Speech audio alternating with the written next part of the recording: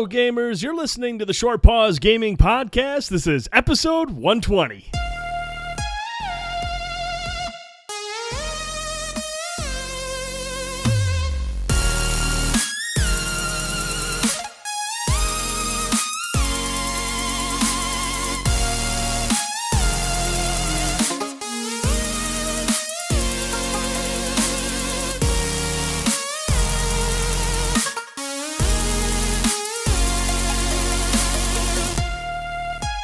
And welcome back to another edition of the Short Pause Gaming Podcast. I'm Brent Felsing, and joining me tonight, Benjamin Boyce. Boyce, how you doing this week, buddy? Doing all right, man. It's been a long week. Made it to the end, though. Ready to talk some games. Kind of unwinding from the E3 megaton that was that show. Getting back into the normal swing of things here in the Short Pause offices. Yeah, it's just me and you tonight. We gave Frankie and Bender the night off. Frankie's got some stuff he's taking care of, and Bender, well, look, these guys both work really hard for the website. They do a lot. They contribute a lot to the site, not only with the podcast, but articles and videos. And, we wanted to give them a week off because we're off next week due to the 4th of July holiday. So we're like, let's give these guys 2 weeks off to kind of just play games or spend time with their loved ones or their friends and whatnot. So we're giving them the week off, but they'll be back. All of us will be back the week after the 4th. We got a lot to talk about. We got a pretty cool show planned out for that. We're going to look back at some of our favorite games of 2017 during the first half. That'll be one of the topics that we'll talk that week. So Frankie and Bender will be back the weekend after the 4th. But for tonight, for this show, we're going old school. It's just going to be Ben and I. Ben, before we jump into the new releases, I want to talk about a game that we streamed this past week that turned out to be pretty damn good. Let's talk a little bit about Nex Machina from Housemarque. Yeah, Nex Machina from one of my favorite developers is a pretty awesome game, man. So we've streamed it several times this week. We streamed a co-op stream recently. We have a couple other streams on the site this week or on the YouTube page, just from myself hopping in there and playing through some of the levels. It's a Housemarque game through and through, man. It's cool in the fact that this is Housemarque's first game that they've actually self-published. Which, when you think back, it's kind of hard to believe they haven't self-published a game yet over all these years. But this is the first one they've officially basically done it all themselves. And there's a lot of the Housemarque DNA in this game. Some of the tropes and things we've come to expect from them over the years. Just the tight white knuckle twin stick shooter gameplay, the bright vibrant colors, the sci-fi setting, the female announcer who's in every single one of their games. It's all here in Nex Machina as well. And this is a game that they collaborated on in some respects with Eugene Jarvis. I'm not sure exactly what he contributed to the project, but I know he was at the very least a consultant on this game. This is a guy who created Defender and Robotron and Smash TV, a lot of the games that Housemarque models their games after. And this game has a lot of Eugene Jarvis influence in it, not only from some of the stuff that we've come to expect from Housemarque through the years, but just from things like Smash TV, the kind of close quarters, just tons of enemies on the screen, this tight kind of claustrophobic gameplay that Nex Machina captures. And it's an excellent game, man. It's a lot of fun. It's challenging. I told you before that it's probably the hardest Housemarque game I've played. I still stand by that. It's a game that's going to require a lot to kind of get in there and master, and that's just one of the things that they do really well. They give you this game that's easy to pick up and play. It's fun. It's there's a lot going on. There's a lot that goes into each of these little levels that you play. But for the most part, it's just you pick up a stick, you shoot a couple enemies, and you move on to the next stage. It's an easy game to understand. There's a lot under the hood to master. There's a lot of mechanics. There's a lot of secrets to find to really figure out how to get the highest possible score in Nex Machina. So I'm really enjoying the game, man. My full written review for the game hopefully will be on the site by the time you hear this podcast. If not, it'll be shortly after that. But once again, man, Housemarque just knocking it out of the park. Can't recommend the game enough. If you're at all a fan of them or a fan of arcade shooters, you've probably already bought this game, but take it from me, if you haven't, you'll have a good time with this one. Nex Machina is a great game. Can't wait to continue building my score up. The other day, I made it all the way to World 3 without dying. So I posted my highest score yet on there. So trying to trying to build up my repertoire, trying to get that score up, man. Climb up the leaderboards. It's a great game though. It really is, and I can't really add anything to what you said. I mean, it's the cool thing about, and it's the same way with all the Housemarque games. On the surface, it's just a pick-up play arcade shooter. You can jump into it, have some fun, be in awe of the visual delights. But like you said, once you kind of scratch past the surface, there's a lot of depth in this game. There's a lot of secret areas you got to find, secret humans, beacons you got to destroy, all these kind of other objectives that'll attribute to your final score. And if you're serious about ranking up those leaderboards, you got to really, like you said, master the levels, know where all the hidden humans are, find all the secret areas. There's a lot of depth to this game. So I mean, this is fitting for both casual players just looking for something exciting to play in short bursts, or to show off their friends that 4K TV because the HDR in this game is fantastic, or for the hardcore shooter fans that want to, or arcade shooter fans that want to jump into something with some depth. Everyone is going to find some fun with Nex Machina for sure. I'm excited about the future of this game too. We saw with a game like Resogun, how that game started off, and it was a great package when it originally released, but they made a ton of great downloadable content for Resogun, and the game it is now, it's such a fantastic, robust package, and I could see them doing something similar with Nex Machina. They've stated that they've got to see how the game does, but they have plans for this game. Hopefully those plans involve online co-op. That would be that's a feature I can't wait for them to add. But a survival mode, that's one of my favorite modes in Resogun. For them to put something like that in Nex Machina would be awesome. So I'm just really excited to see how they expand on the package from here, because it's already great in what it is, but just the idea that it could get some more modes and some things in the future has me excited. Awesome. Yeah, I couldn't agree with you more, man. It's a great game. Definitely check it out. Is it still $14.99, or is it back? It's up to the $20 price now? Was it just a pre-order bonus? Not 100% sure what the price is on it right now, but it's either, like you said, it's either $15 or $20. It's worth it either way. Oh, absolutely. 100% agree with you. So definitely soundtrack is awesome too. Yes, it is, and it's also available on just about every digital retailer, so check it out. I picked it up. It's an awesome soundtrack. Really good stuff. So if you want to check out the gameplay, head over to our YouTube channel, Short Pause Gaming. Ben did it for the Monday night special Indie Spotlight, and then we also did a co-op video where we used PlayStation 4's Share Play feature, because again, this game does not have online co-op yet. Hopefully it's something they're able to add down the line if the game's successful enough, but it does have couch co-op, but you can play that via PlayStation Share. It's a pretty cool feature. It's not probably the ideal way to play the game, but it does allow you to play with a friend if you're not side by side on the couch. Yeah, we had a few hiccups during our stream on my end at least, and then things kind of worked themselves out as we made it through the stream, and I was able to play the game a little bit better as we moved into like the second level or the second world. But yeah, it's just that's a game that we said going into. We're like, man, if anything is gonna test share play, it's gonna be this game with all of the stuff on screen, the 60 frames, the explosions, like everything that's going on in that game. And like you said, it's not the ideal way to play the game, and that's why I'm looking forward to them adding online co-op in the future. But it is a way to play with friends, and and I don't have the like the top of the line internet connection as well. If you have a top of the line internet connection, like this it probably works even better than when me and you were testing it out.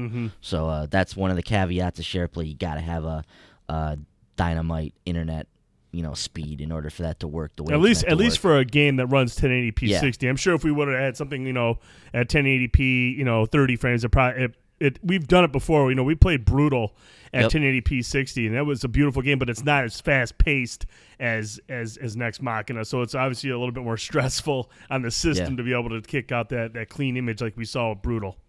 Yeah, Brutal was fun on SharePlay. We played Lovers in a Dangerous Space Time on SharePlay too. That one worked pretty good. That was a lot of fun. But yeah, SharePlay is a great feature, and if you have the internet, I definitely highly recommend using it, because it's cool to be able to play these games online, and that kind of it made sense at that point why why Nex Machina was local co-op only, because as we learned that this is their first self-published game, so they kind of wanted to get that stuff straightened out before they jumped into the online co-op for this game. So but great game. Hard as nails too, man. I mean, that the last boss in this game, hard as balls. Took me 2 days to beat this dude.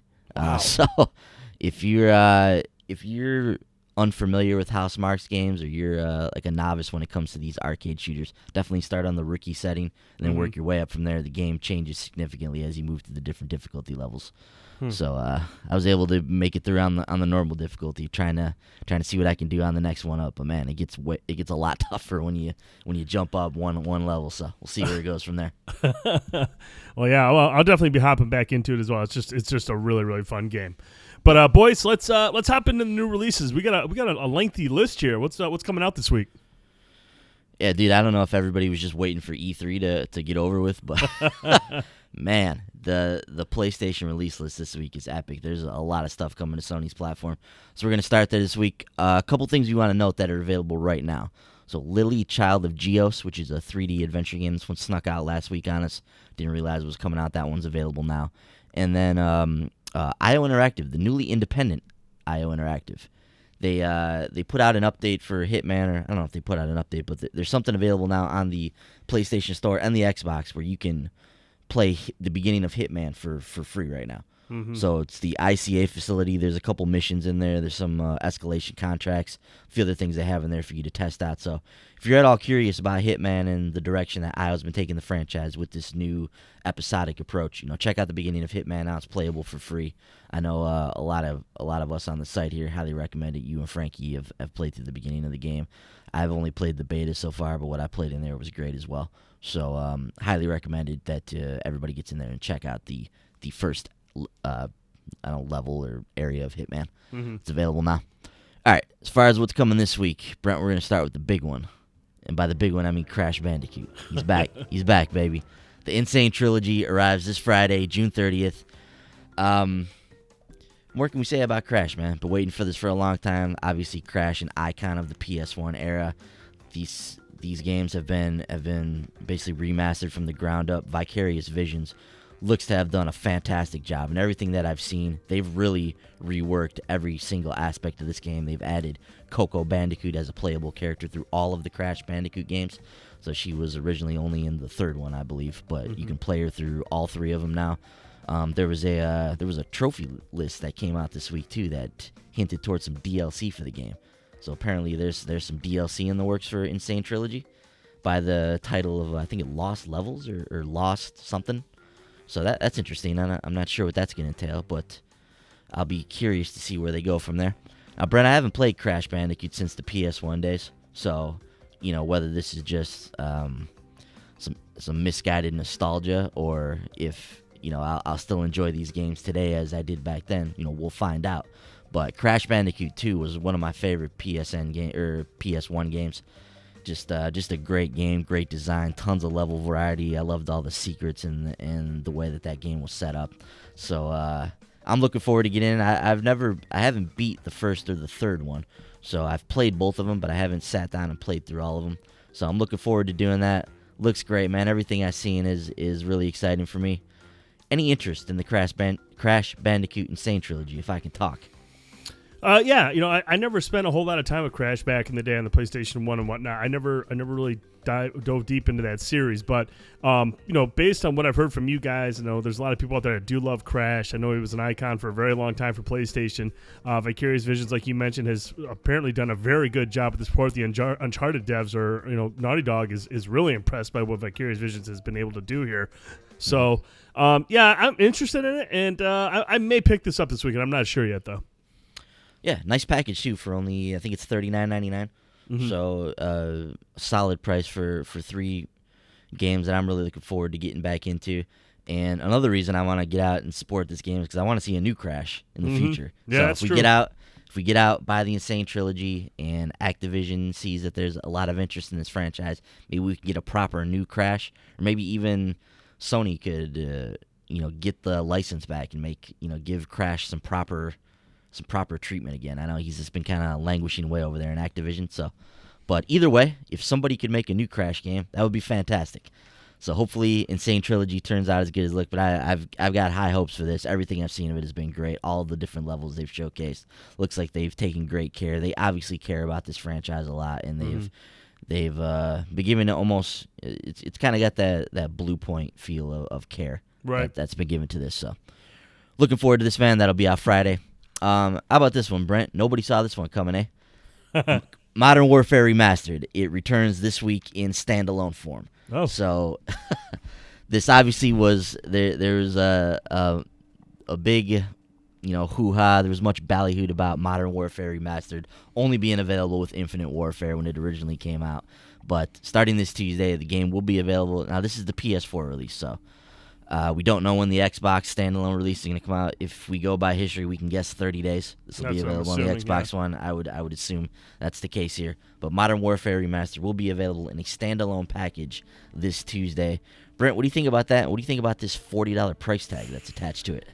Well, I'm glad to see it's getting its a standalone release. I'm wondering if this is Activision thinking, hey, can we please get back in the MPDs with this? maybe we'll get back into the MPDs because, like I said, this is the longest that Call of Duty has just not been a part of the MPD discussion.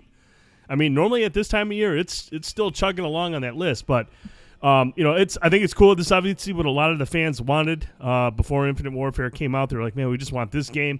Now you have the opportunity to go out and pick it up. The $40 price is a bit high in my opinion. I've played the remaster. It's a beautiful remaster. It's really, really good. It runs great. It looks beautiful. It's awesome. The multiplayer's there. But I don't know if it's a $40 purchase. I mean, had this thing come out remastered, I would have guessed at the lowest $19.99 and maybe a $29.99 title. But $40, man, that's a lot for a game that's over 10 years old. So it sounds like it's gonna include. Is this all the maps? 16 maps? I don't know if it's all the maps. I can't remember offhand, but I do know there was a map pack that came out for $15. Mm-hmm. And it's the same map pack that came out when Modern Warfare came out, but I don't know if that's included in the 16 maps or not. Okay. Yeah, apparently it includes the full campaign and the original 16 base maps. Okay, so it does not include the DLC. Yeah. So, interesting. Do you think Call of Duty fans think that that's a good price? Like, has anyone that's really that interested in this game, have they been waiting for this to go standalone, or are like the hardened fans, like, have they already purchased Infinite Warfare, you think, for this?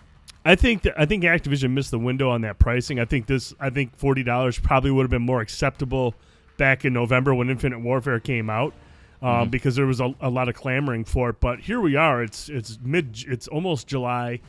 We've got World War II coming out in 4 months or 5 months. Less than 5 months. You got Destiny 2 on the rise. You got a lot of games coming out right now.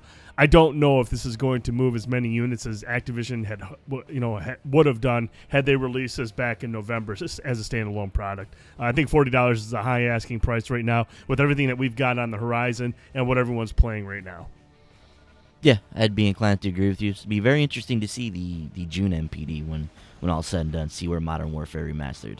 If it's in the top 5, I'll just eat crow by saying that this thing wouldn't do well because, look, there's a lot of people that love Modern Warfare. It's the definitive Call of Duty game, and it wouldn't surprise me if it charted high enough where it did sell that well. But I just can't see it happening. I mean, like if I didn't have Infinite Warfare back in November, if I didn't get the remastered version with it, I would not be paying $40 for it next week. I absolutely wouldn't. I would just wait for a sale later on in the year to pick it up because I do love the game, but $40 right now with everything coming up, with everything that we're playing right now, no way. Yeah. So, Modern Warfare Remastered, $40 digital and retail on PS4 this week. So, if this game charts with just the PS4 release, then maybe Activision's on something here. Mm-hmm. So it'll be interesting to see both when it's just the PS4 release and also when both of these consoles have their version of the game out in the wild as well, to see how that all performs. Next on this list, Brent, Valkyria Revolution, a very, very intriguing title. Another game that's releasing for $40 this week. And typically the Valkyria series has been known for its kind of almost XCOM style of play. Mm-hmm. It's strategic, get behind cover. I guess line it's of an sight. RPG. All that stuff is important. Yeah, like strategic RPG combat. The thing that Revolution is doing, at least what we can see from the trailers and what we've read about the game, is it appears to be turning the battle system in this game on its head. There's a real-time system in place for Valkyria Revolution.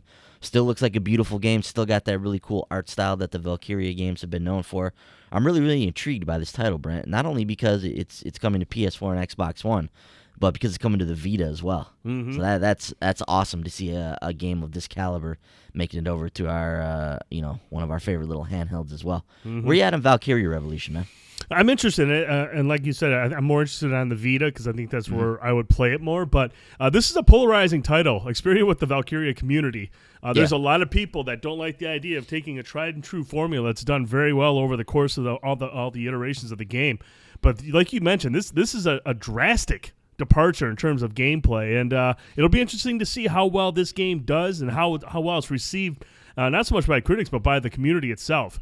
So I'm going to be watching the forums. Because I tell you what, if you go to some of these forums, there are some very outspoken Valkyria folks that aren't pulling any punches on their thoughts on what this game looks like so far. But I'm sure the story will be there. I'm sure it'll have all the tropes that you would expect from a Valkyria title.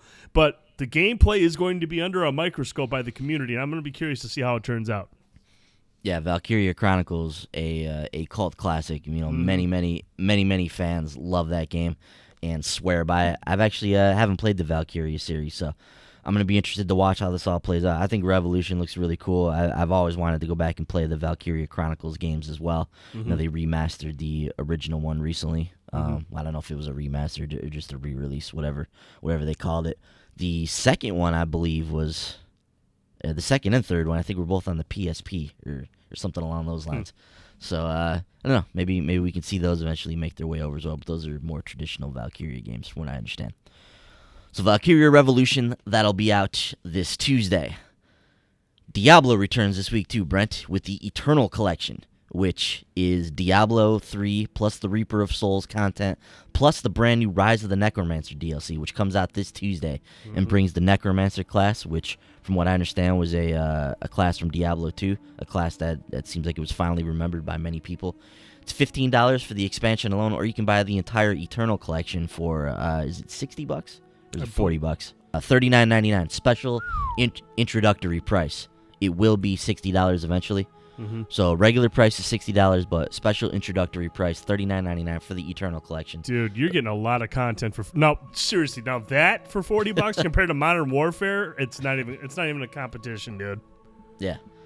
So you get the Ultimate Evil Edition, which includes the base game and the Reaper of Souls pack and the Rise of the Necromancer pack, all in there, $40.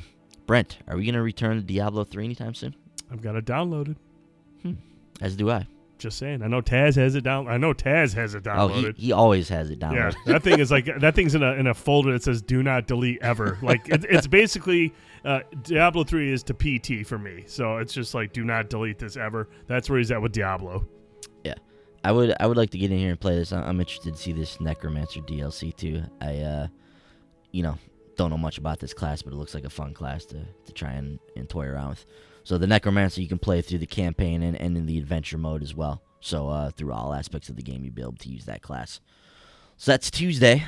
Another Friday release is Marvel Heroes Omega, Brent.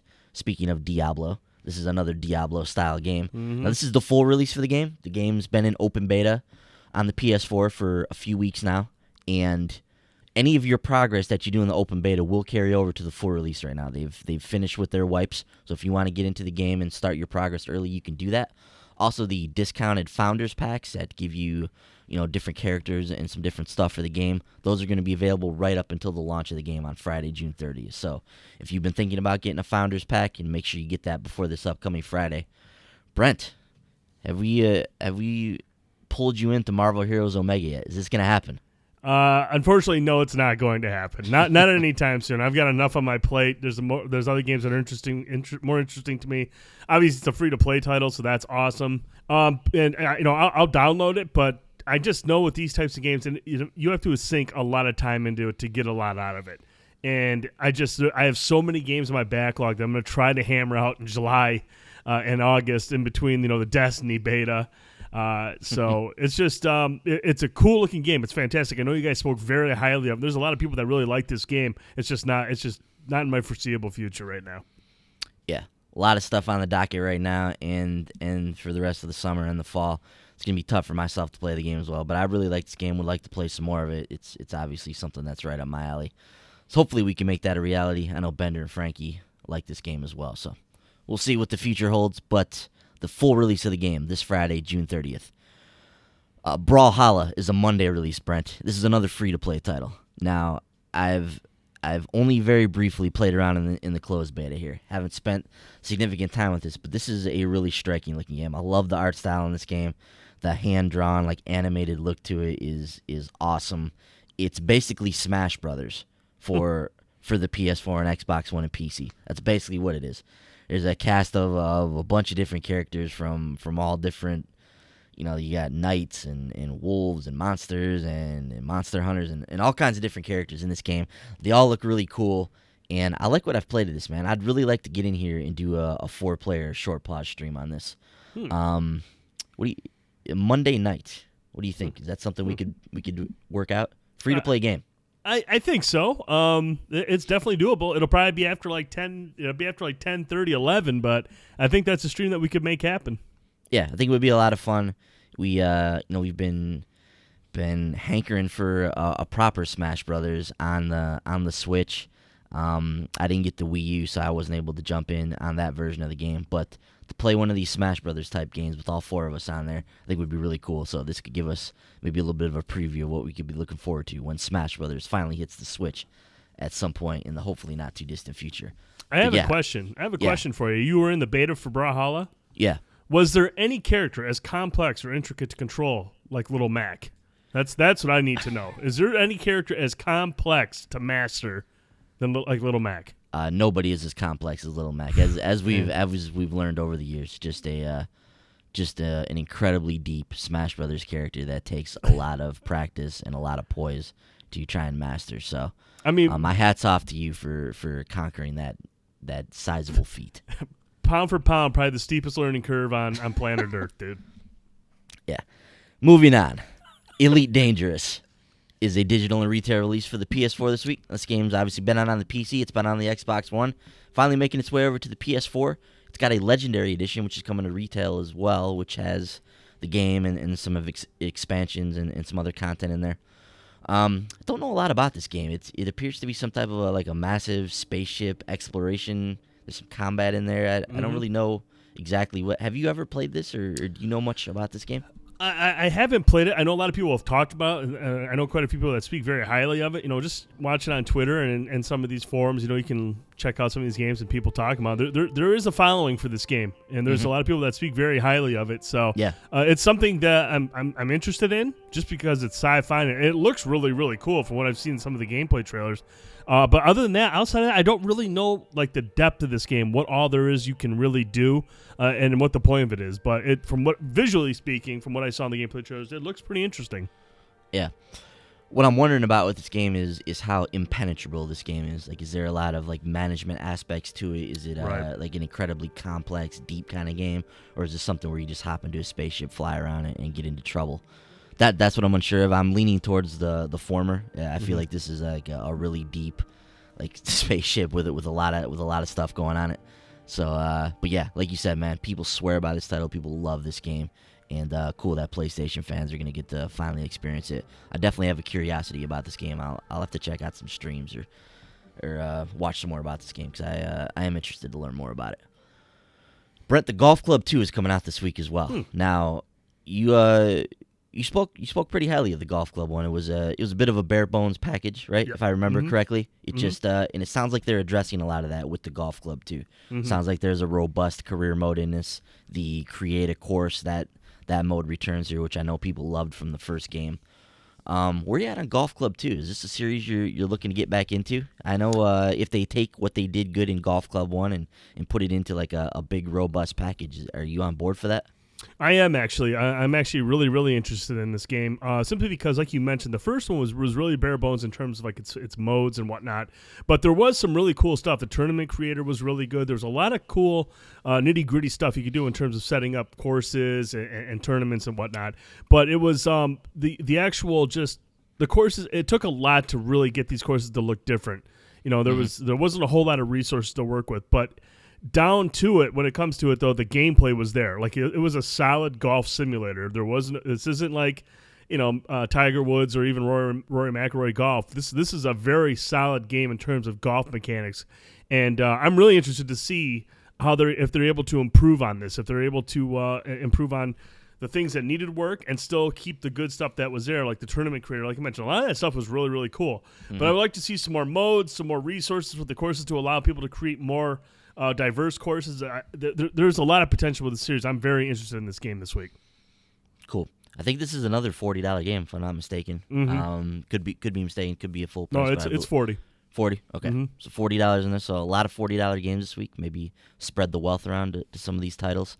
But this is basically like a real sim heavy golf game, right? There's no arcade action to be found here. Like this is serious golf. Yeah. So if you are looking for that, check out the Golf Club 2 this week. Brent, your original review of the Golf Club is on the website. So yes, it is. If you want to see what you thought of the original game, check it out on shortpause.com. Get an idea of what you can expect from the Golf Club 2.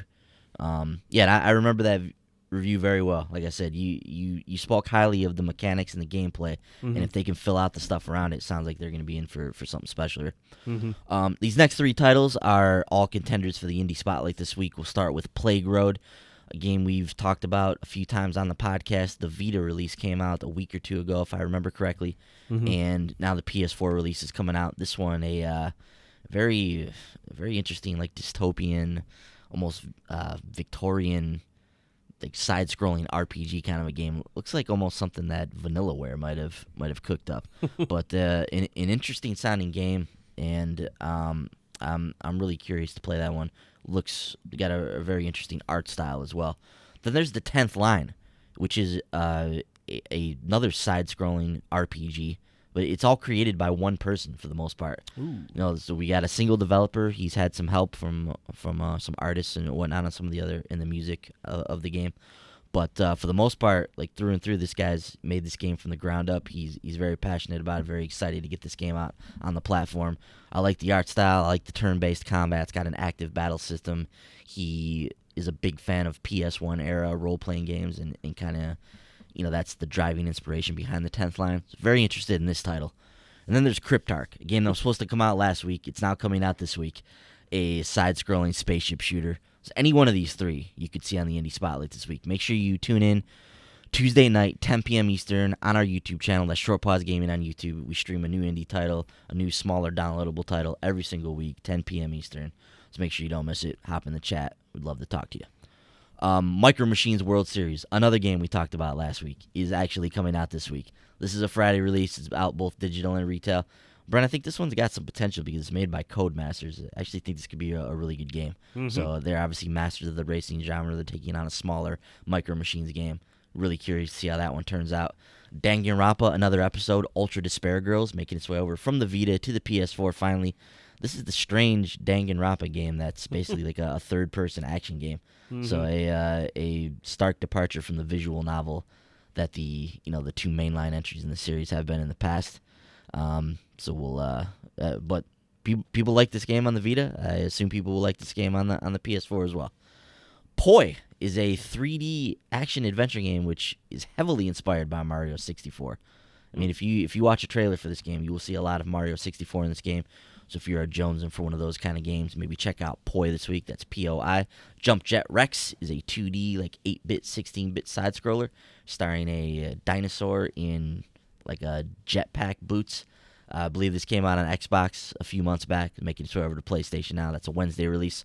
Area Deluxe Edition. I think we've mentioned this one on the podcast before. This is a Friday release. It's a musical-themed RPG, so an action RPG, like a real-time hack-and-slash combat system based around trying to, based around these characters who use instruments as weapons, and there's kind of a cool story about themed around that as well. So check that out if you're a fan of those kind of games. The World of Nubla is a strange puzzle game that's coming out this week. Dark Arcana. The Carnival is Artifex Mundi's latest hidden object game. Man, I don't know how many developers are in this studio, but they seriously release a game every single week on a multitude of platforms. And they're all the same, like, hidden object adventure games. It's crazy. Cavernous Wastes is almost looks like Descent kind of. You're kind of making your way through these maze-like caverns in a tank, shooting enemies and whatnot. Medieval Defenders is a free-to-play tower defense game. America's Army Proving Grounds, another free-to-play game. This is a free-to-play first-person shooter. It's like the official army game or whatever they call it. Final Fantasy 15's episode Prompto DLC. Brent, have you seen the trailer for this? I have not. This looks like a. I forgot where I heard this, but it kind of looks like Metal Gear. Like Prompto's like sneaking around. It's basically a third-person shooter. There's vehicle sequences. There's shooting sequences. It looked like there were some stealth sequences as well. Some giant boss enemies. This looks like a stark departure from the mainline Final Fantasy 15 content. And we heard that was going to be the case with some of these DLC pieces. That they were going to explore different gameplay options and different styles of game. And episode Prompto is living up to that and then some. So watch the trailer for this, dude. Very, very interesting looking title. I'm curious to see how that turns out. Steep's Extreme Pack DLC, which we saw at E3, is making its way out this week. And Trove, the kind of Minecraft, it's got a Minecraft look, but it looks to be more of like a third-person action adventure game. Its megalithic update arrives this week if you're a fan of that game. I actually streamed that for the channel when I Trove. Did you? Yeah. I don't remember that. Yeah, it's not very memorable. It was a cool idea, it was a cool concept. I was actually really interested in it because there was a lot of cool looking combat, but when I had played it, and hopefully this could easily have been addressed by now, but it was just it was really laggy. Like there was some real like strange like network issues going on, and it didn't seem terribly deep. But there could be more to it now. They could have improved upon. I mean, that was a couple months back, but it didn't really blow me away. Yeah, I'm not even sure that was it may have been in beta at that point. I think it might actually still be in beta. Mm-hmm. This might just be an update to it, so not 100% sure, but this is a free-to-play game, right? Yes. Yep. So it could be something that they're still working on. But let's talk about PSVR now, Brent. Some very cool-looking titles this week. Headline at the top of the list by Arizona Sunshine, a game I'm really, really interested in. From what I understand, this game has a full campaign. It's been built from the ground up for VR. It also utilizes the PS aim controller. Yeah. So it's designed around that as well, which is really cool. So, some type of a zombie apocalypse setting, but in a VR environment, in a game built from the ground up for VR with the PS aim controller, you got to be on board for this, Brent. Talk to me. Oh, yeah, dude. I'm all over this. There'll be a video up this week of this game at some point. Do we have any idea the price on this game or the package that we're looking at here? I mean, when they say full campaign, are we talking, 5-6 hours? Like, what are we talking here? Any ideas? No idea. In terms of the price, don't know, don't care. I'm picking this up. It's using the aim controller. You're shooting zombies. I'm on board. Also has co-op multiplayer with some type of a horde mode for up to 4 players. So, up to 4 players. Man, yeah. See, now that's awesome because Farpoint's co-op mode, I've only played a little bit of it, but from what I have played, it was actually really, really fun. Mm-hmm. It was like kind of like move from point A to point B, and along the way you kind of bump into an area that would turn into an arena. You'd have to kill all the enemies in the arena to progress to the next area on the map. And it was really, really fun. It worked great in co-op. It was cool how you could look over to the person that you were playing with, and you'd actually see them like lifting the aim controller. Their gun would aim up in game. It was a really, really cool experience. This has 4-player co-op. Hell yeah, dude. Yeah. So that sounds awesome. And here's how they have the single-player campaign set up too. The campaign mode is built in bite-sized VR chunks that flow together to form a full narrative. Whether you want to jump in for a short session or stay for the complete ride, we've got you covered. What do you think about that? That's awesome because that's obviously some people can't do VR for a long period of time. You're looking at one right here. Mm-hmm. And I think that's awesome. Hey, look, jump into it. If you want to go through the whole thing, you can. If not, don't worry. We got you covered. That's forward thinking there. Yeah. So really, really, really interested in this one, man. So I want to see how that one turns out. Based on the price, I may hop into this. If this is like a $60 game, I may have to hold off on it. But if it's more in the $30 wheelhouse, maybe I pull the trigger on this one. Yeah, Ben, it's actually going to be $39.99 for Arizona Sunshine. So right now it's on Steam for $31.99 with a discount, but it's going to be it's $39.99 there. So I'm assuming that's what we'll see for PS4. Okay, cool. I wonder if they'll have a launch day discount. If they have that 20% discount and it's $31.99 on PS4 or PSVR, I may have to pull the trigger on that. Mm-hmm. You can't, yeah. I mean, you're going to. You're not going to let me go in there alone. I do want to play co-op with you. That sounds like a blast, especially with the aim controllers. So yeah. So you probably see a stream at some point. I'll probably be on there as well. So that's Arizona Sunshine. Arizona Sunshine. Man, I just can't talk tonight. Arizona Sunshine. Yeah, I can't wait to see that one, dude. I've been interested in that one ever since I first read about it. So cool. Ancient Emulator also coming to PSVR this week. Brent, we talked about this a few weeks back when it was announced for the PSVR, and very cool looking title. It's got some cool shooting mechanics. I think there's some magic elements in there as well, but really liked what I saw of this game. I think this one has the potential to be a lot of fun. Cavernous Waste, the game we talked about on PS4, also coming to PSVR this week. And the Spider-Man Homecoming VR experience is coming out on Friday. This is a free experience. I don't anticipate this being very long. This is probably a 10-15 minute thing. But it looked pretty cool, though, to get in there and be Spider-Man and shoot the webs and maybe do some web swinging in there as well. Maybe this could be a precursor to an addendum mode they could add into the Spider-Man PS4 game at some point. But yeah, this is something I'll definitely try out. It's free, so why not? All right, the Vita side of things. Valkyria Revolution, like we mentioned, coming to Vita. That's awesome. This is going to be a sweet title on the Vita. Tokyo Xanadu, another action RPG, coming over to the platform this Friday. It's coming out digitally and at retail, so if you're a fan of those games, check that out. There's a limited edition for it as well, if you're so inclined to buy those kind of things, like nobody on this podcast is. All right, let's get into the Xbox One releases now, Brent. Once again, you play the beginning of Hitman for free now, so check that out on there. Arcade Archives Neo Geo, The Art of Fighting 2 is available now on the Xbox One as well. This week, Diablo 3 The Eternal Collection will be releasing alongside the Rise of the Necromancer DLC like we talked about. The Golf Club 2 is on Xbox One this week. Valkyria Revolution is on there. Elite Dangerous, the Legendary Edition, is coming to retail as well. So obviously this game's been out on Xbox One for a while. I believe it was in game preview and then in its official release date. But you can get the Legendary Edition now this week if you've been holding out.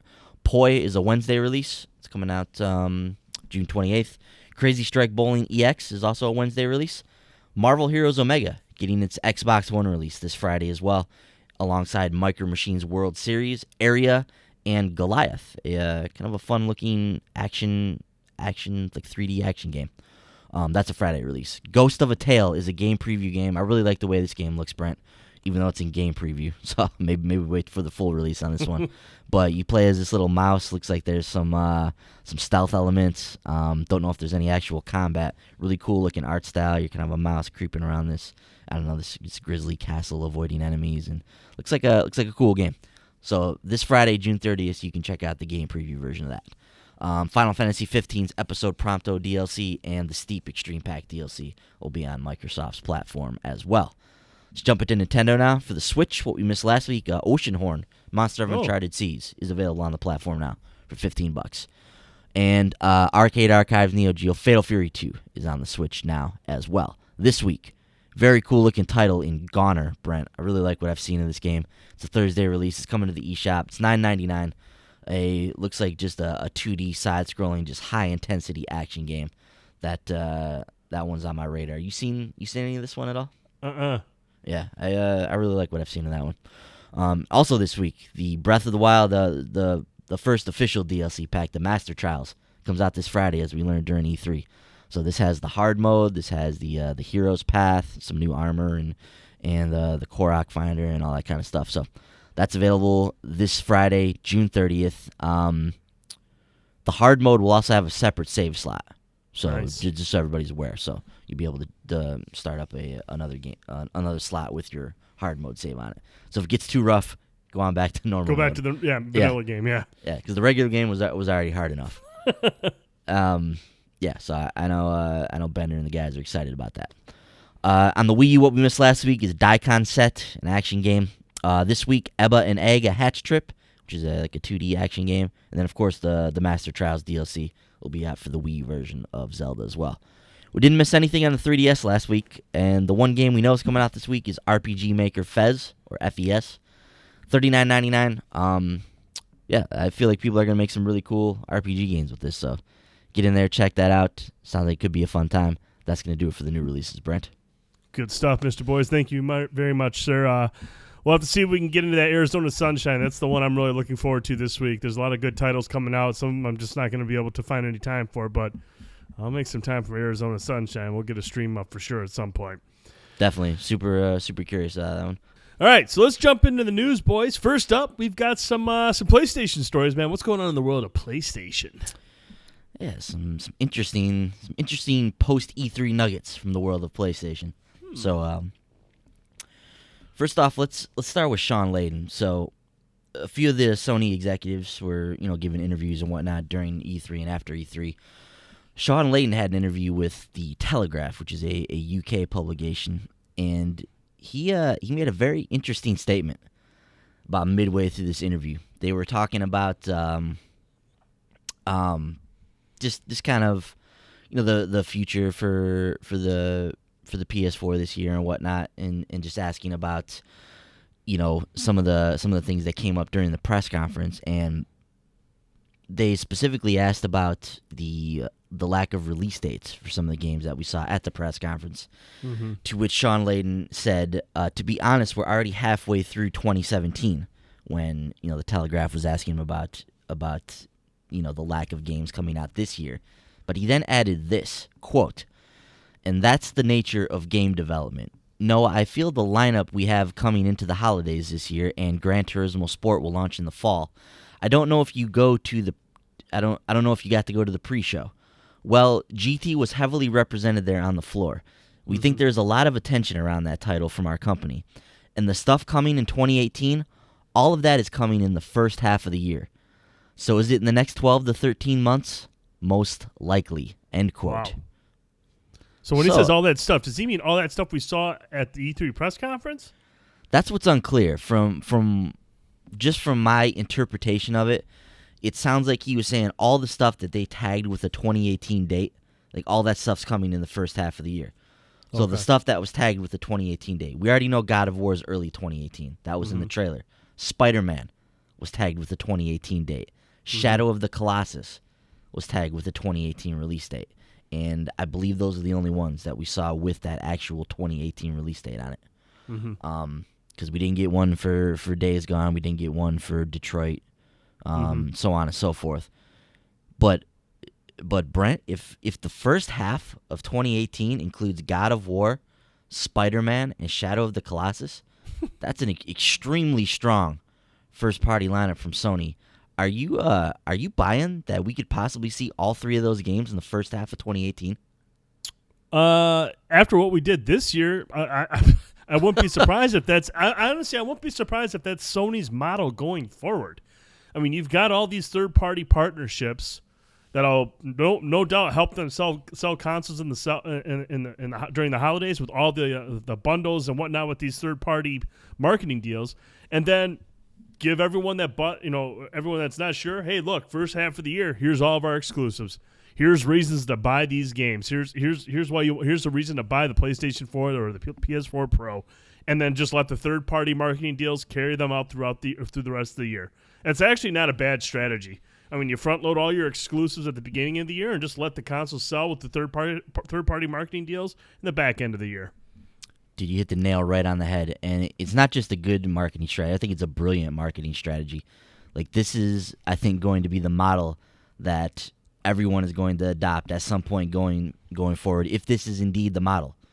So making all of these strategic marketing deals and partnerships with these third parties. So getting Destiny 2, getting Call of Duty, getting eventually with Red Dead Redemption 2, and what else do they have? But just the stuff that's coming out this fall. I feel like I'm missing something here that they have a partnership with. Maybe not. Sure offhand. That's besides the point, though. But most of the biggest third-party franchises they've been able to get in cahoots with, so to speak. So they have marketing deals with these big-time franchises, and then that's the stuff they can use to sell their platform. Like Destiny 2 is sold as the ideal Destiny 2 experience is on the PlayStation 4. Like you get the extra content, you get the PS4 Pro support. Eventually, it'll have the Xbox One X support, of course. But when it originally comes out in September, the Xbox One X will not be out yet. So they can sell that as well. So the ideal Destiny 2 experience, you get the Call of Duty content early. So if they're on the backs of these like huge games and they have these Battlefront 2, that's the other one I was thinking of. So Battlefront 2, another one they have a marketing deal with. So these are like these big tentpole franchises that have the PlayStation logo at the end of their trailers and on the commercials and whatnot, and they've got the bundles and the systems I'm sure that we're going to see with these games as a part of the package. And they use that to drive their business through the fall, and then they hit us in the spring and in the summer with these big-time exclusive games when everybody else is still on that old model and they're still trying to put their stuff out in the fall or whenever they're trying to put it out. They're going to do gangbusters, man. Just look at what Horizon did. Horizon, a brand new IP, came out in February, earlier this year. It's already pushing close to 4 million copies for a brand new IP from a studio that's been associated with first-person shooters. They made an open-world third-person RPG game that was very well received, and the reason it was very well received and so many people bought it primarily was because it came out in February, a time when there was... I mean, this year's is a little bit different. There was a lot of stuff to play in February, but it came out at a time when people don't typically associate those kind of games with that time period. So, yeah, I definitely think we're seeing a paradigm shift. We're seeing a seismic shift in the way that companies are going to look at releasing their games moving forward. And if we see Sony do this in the first half of next year, and they hit us with God of War and Spider-Man in the same 6-month period of time, man, that's an incredible slate of titles to get behind it, and obviously the Shadow of the Colossus remaster looks incredible, and it's going to be a huge boon, at least for fans of that series, and hopefully it'll make some all-new fans as well. But, and like you said, and with Far Cry 5 and with Red Dead Redemption 2 also having the marketing deals with them the first half of next year, like once again, dude, they're going to be loaded the first half of the year. They're going to have the partnerships in the back half of the year. So they're in a very, very good position right now.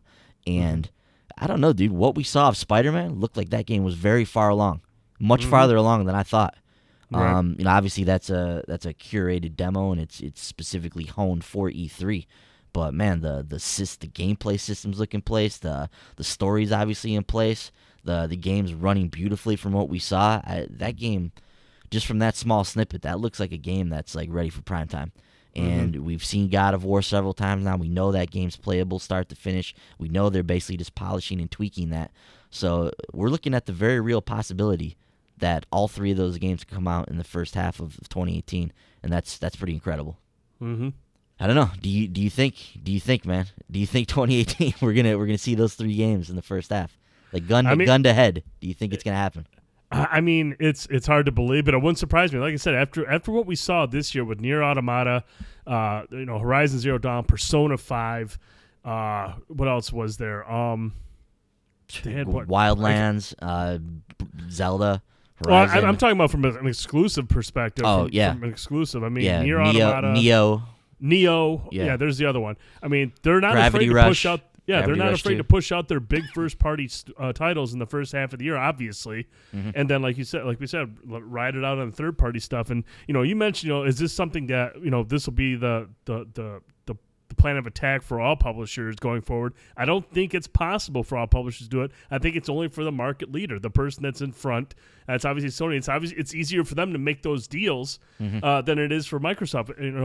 At this point in time, whether or not the next gen of consoles comes out, if Microsoft comes out of the gate strong and they're able to build a larger market share than PlayStation, you might see a shift. But I think it's easier for PlayStation to pull that off right now than it is for Xbox or well, obviously Nintendo's kind of doing their own thing, but Xbox, I think it's a little bit difficult for Xbox to do what Sony's doing right now.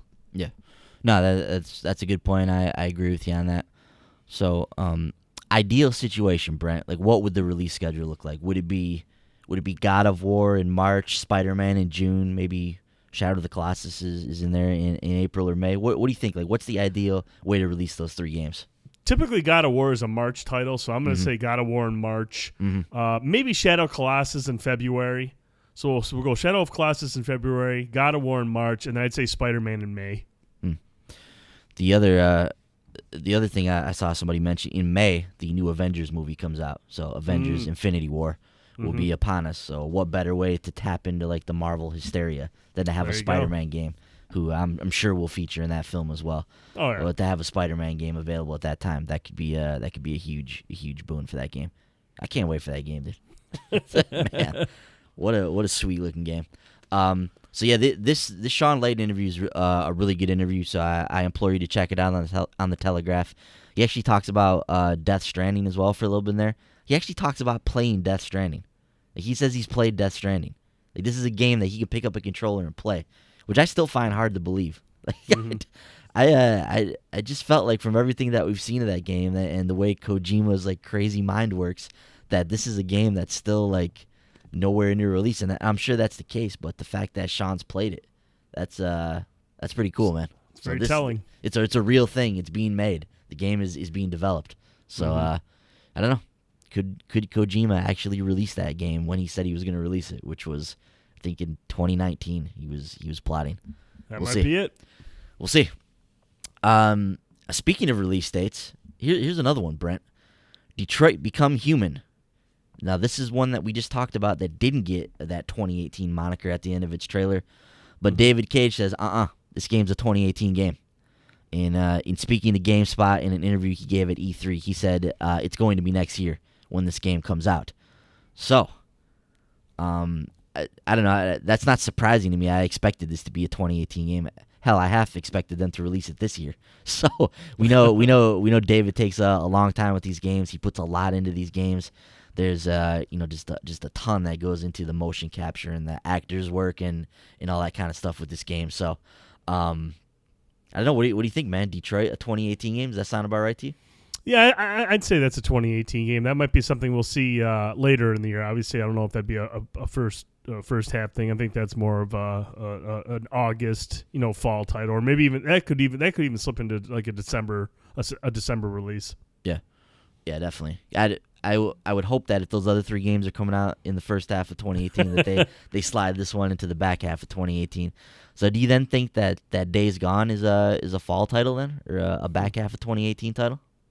That's a tough one to tell too. I could see that one being like you said, a second half title as well. Mm-hmm.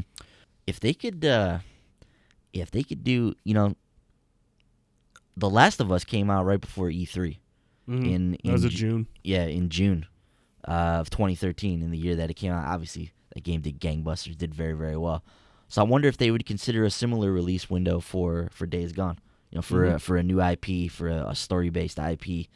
That seems like a great summer title for me. But if Spider-Man's in the summer, maybe not. I don't know.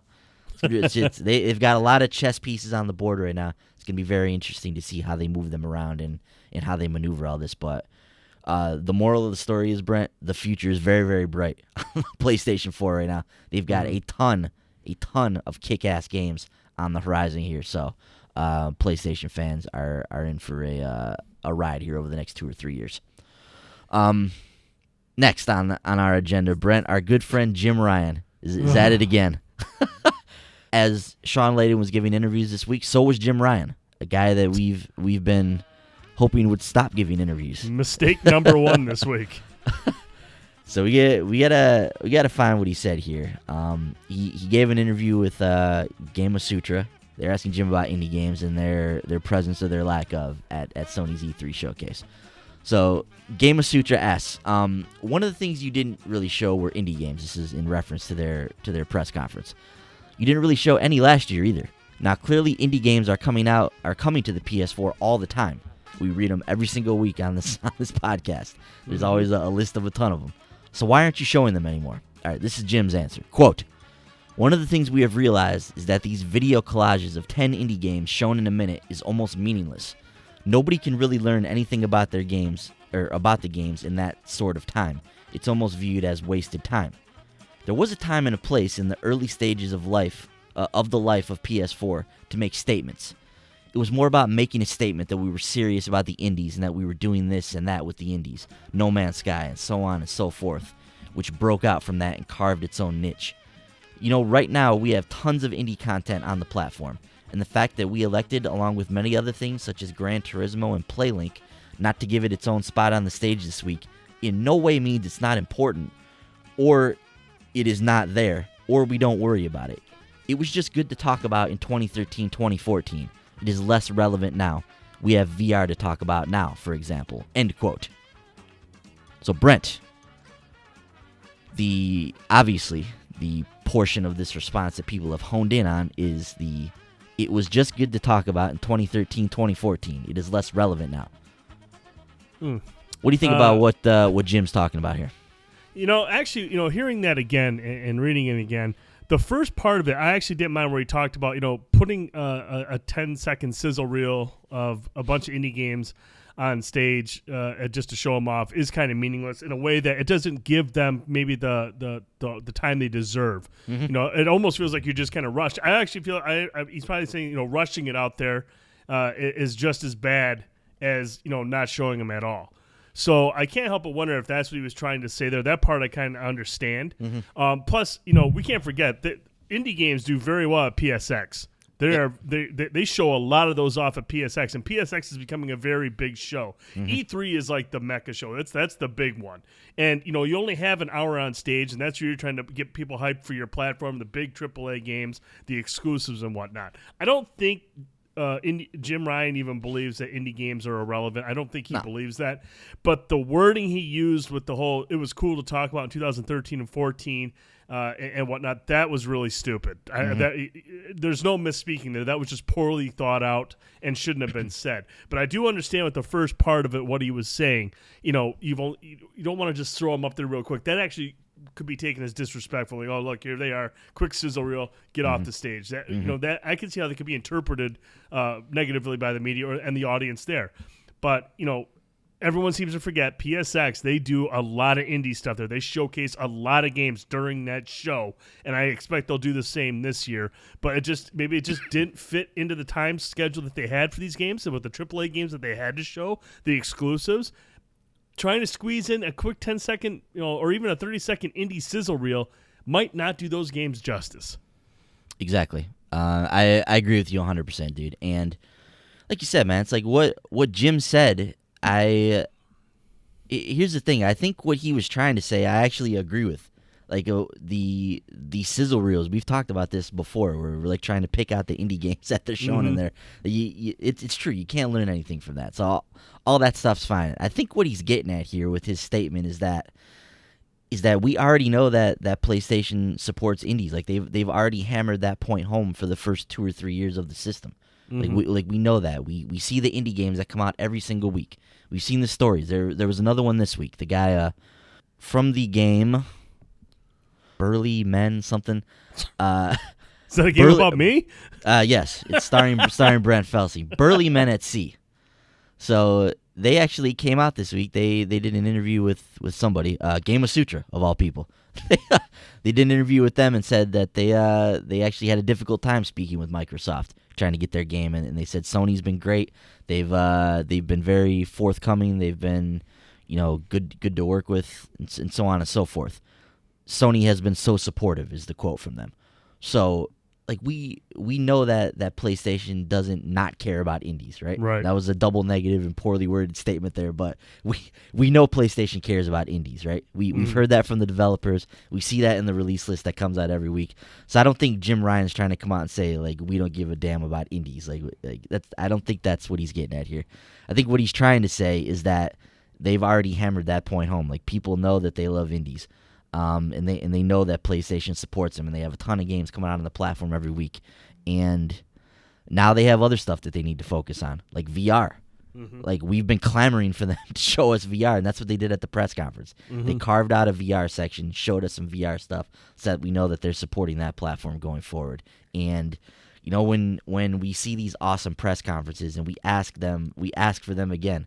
Like, we saw this awesome press conference last year, one of the best we've ever seen, and we asked PlayStation to do it again. So they bring that same format over and do it again. And now people are like, where are the indies? Where are the games? Yada, yada, yada. So you can't have it both ways. Can't have our cake and eat it too, right? So, like you said, though, the wording was poor on Jim's part. The good to talk about in 2013, the less relevant now stuff. Like you said, that can come off as disrespectful and disingenuous. And once again, Jim Ryan needs a PR person with him like 24/7 at all times. Jim Ryan just needs to learn something. He needs to start prepared statements, sir. Yeah, prepared statements. read them off a cue card, have somebody else write them for you, because clearly you're having a real difficult time getting your message across without just making a total ass of yourself. So prepared statements going forward, Jim. Because people like talking to Jim because of this stuff, like because he's pretty candid, right? Yeah. Like Jim's gonna tell you what's on his mind. Yep. So there's not a lot of executive speak from Jim. It's just he's gonna come out and he's gonna say stuff, and sometimes it's gonna be stupid. Hell, a lot of the time it's gonna be stupid when it comes out of Jim's mouth, it seems. But so if he could get his statements in order, because I think he was onto something here with what he was trying to say. He just poorly said it. But yeah, like I said, man, I don't think this is not meant to be a slight to the indie developers that they work with. They know that they've been a huge part of the system, and they're a huge part of the system every single week. The PlayStation blog every week is full of indie creators on there showing their new games off and what's coming to the platform and so on and so forth. So it's been a great platform for them to get their games out there. But yeah, just a poorly worded thing from Jim, and like you said, dude, PSX is huge now. They revealed The Last of Us 2 at PSX. Yep. So that shows you the size of the event, and that's an event that's really geared towards the PlayStation fans and the PlayStation faithful, and I'm sure we'll see a ton of indie games at PSX this year. Oh yeah. So old Jimmy boy needs needs some help there. Just a disaster.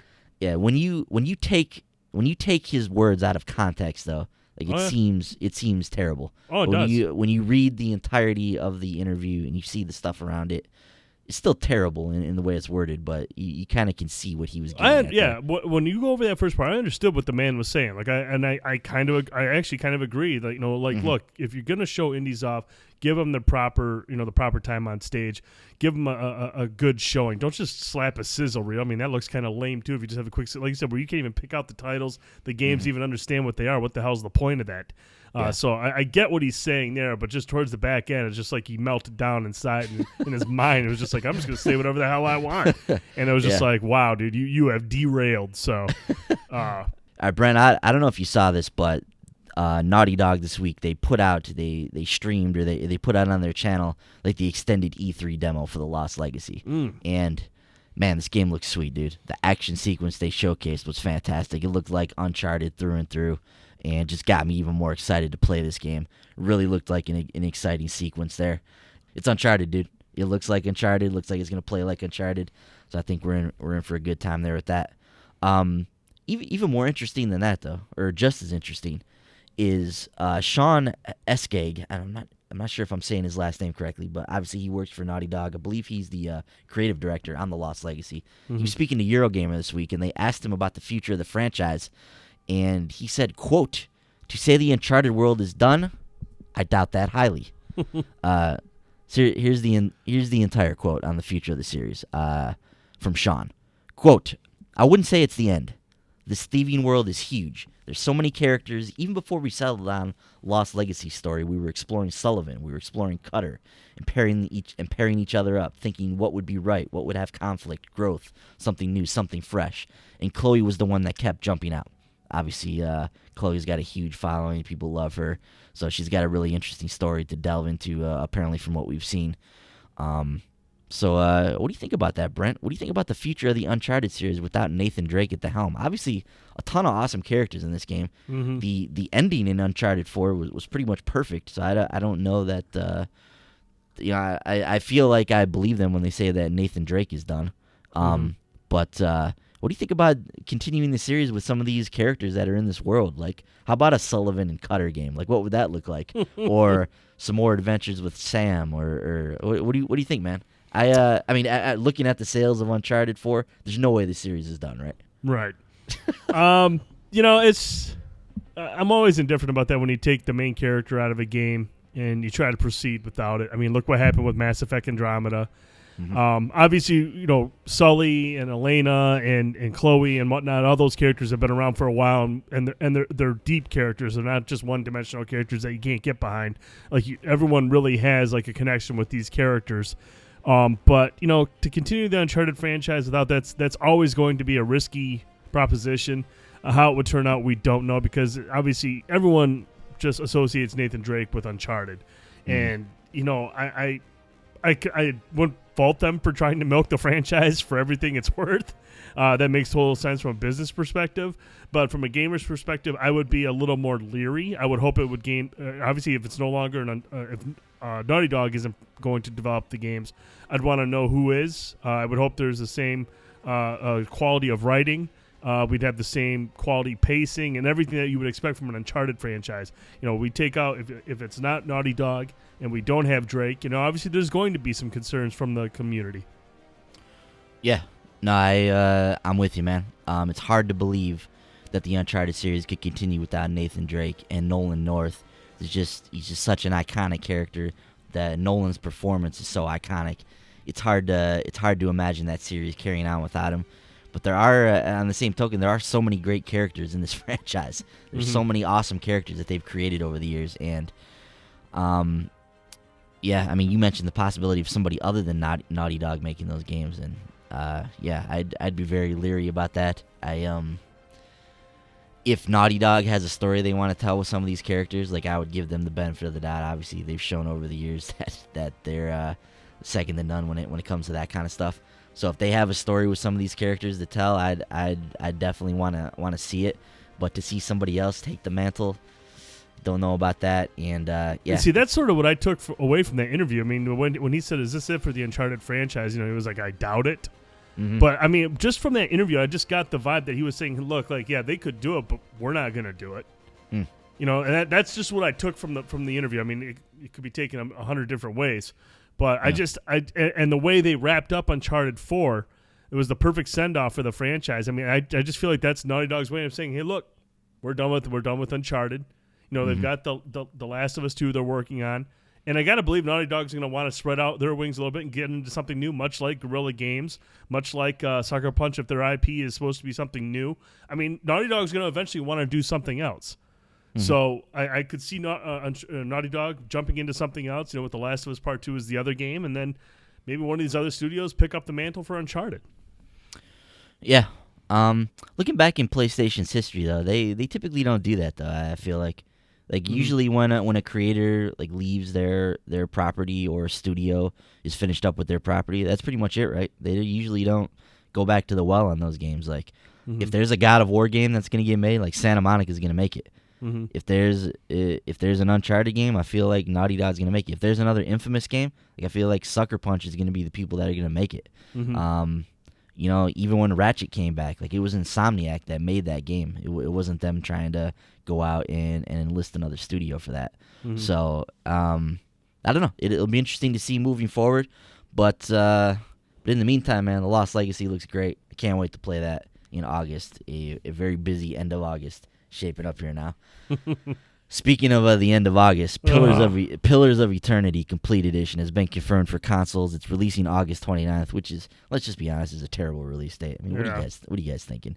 This is a huge RPG, and this is like a hardcore RPG, though. I believe this is Obsidian's RPG. It's been on the PC. A lot of people love this game. I've been admiring it from afar. Always heard great things about it. Always wondered if it would come to console. It seemed like a very PC RPG, but they're making it happen. It's coming over to consoles August 29th. Brent, I know you're interested in this game too, dude. What are you thinking about Pillars of Eternity? I've actually played a little bit of it on PC. Okay. And it is a very hardcore RPG, but the thing that I really enjoy about it is a very well written RPG. It's a very, very good story. It's not just some shovelware they're throwing at you, or some just here, go here and complete this for this sake. It's from what I played earlier, it is very heavy story driven game, and the combat's really good. But there is a lot to read. There's a lot to listen to. It's a very, very good story. It's a very engrossing story, and the fact that this damn game is coming out on consoles a week before Destiny 2 pisses me off. But it's gonna appease a lot of the RPG fans out there that are looking for a real thick RPG to get into, and this is it. Yeah, I mean, there's a lot of stuff coming out at the end of August there, man. Just off the top of my head, Uncharted, The Lost Legacy. Obviously, we have Pillars of Eternity, Yakuza. Is it Kiwami is in there now? Agents of Mayhem is in there at the end of August as well. So there's going to be a lot of titles on the docket for there. Thankfully, Shadow of War has moved out of there, unfortunately, into an even worse window. But But yeah, it's a busy time, man, and you know I guess the crowd that this game appeals to is they're probably going to be unfazed by the games that are coming out around it. Like, I'm not sure how much crossover there is between the Pillars of Eternity crowd and Destiny and some of the other games we were just talking about. Right. But yeah, as fans of games like me and you who just love to play all different kinds of games, it's a bummer that Pillars of Eternity is hitting at that portion, because there's no way I'll be able to play it at all. I won't even be able to fire it up. All right, a couple more things we want to touch on here from the world of PlayStation. Cities Skylines is hitting PS4 later this year, so we had the official trailer for it. Don't know the exact date for it. I thought I saw a date somewhere, but I didn't see it in this article. But this is going to be out sometime later this year, so a lot of people love this game. This is kind of like the heir apparent to the SimCity kind of game. I know Frankie enjoys this game, so that one's making its way over to PS4 this year. Yoshinori Ono, the producer of the Street Fighter series, he had a few things to say about the 30th anniversary of the franchise. He was talking to IGN. He talked about how the story mode in Mortal Kombat was an inspiration for Street Fighter moving forward. He talked about, bringing out the Switch version of Street Fighter 2 and how that was a throwback to that era and, to some of like the Famicom days and some of the memories on that front. But he also had this to say, which I thought was interesting.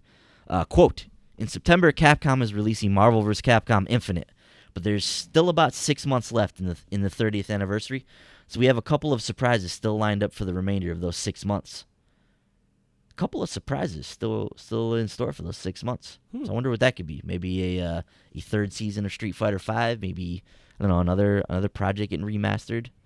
I don't know, but I'm excited, Brent. I know you're not, but I am. Oh man, I can't contain myself. I'm excited to see what those surprises are.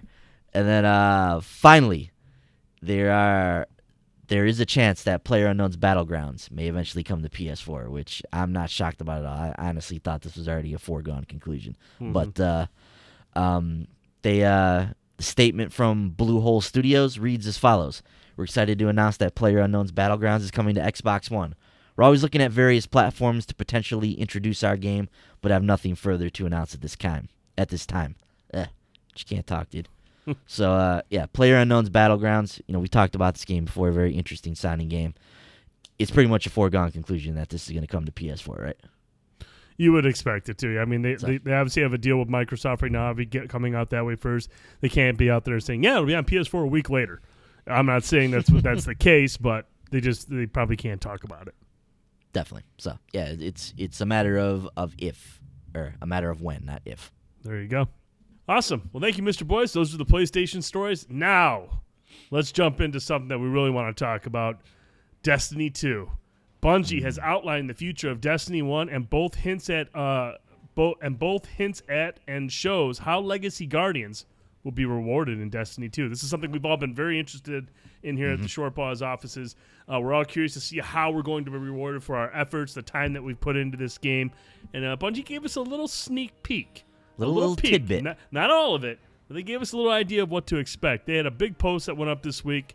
Deej had a couple things to say. First up, this is what they had to say. "Some of the ways in which we'll tip our hat to your legacy in Destiny 2, and some of the ways you'll be able to show off all the young pups that you'd become a legend long before they were ever reborn into the Cosmodrome, are best left to your experience. Are best left for you to experience for yourself. Others are little touches that will fall snugly in the realm of you just had to be there.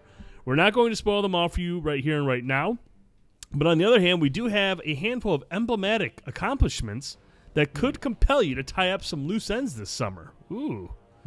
Okay.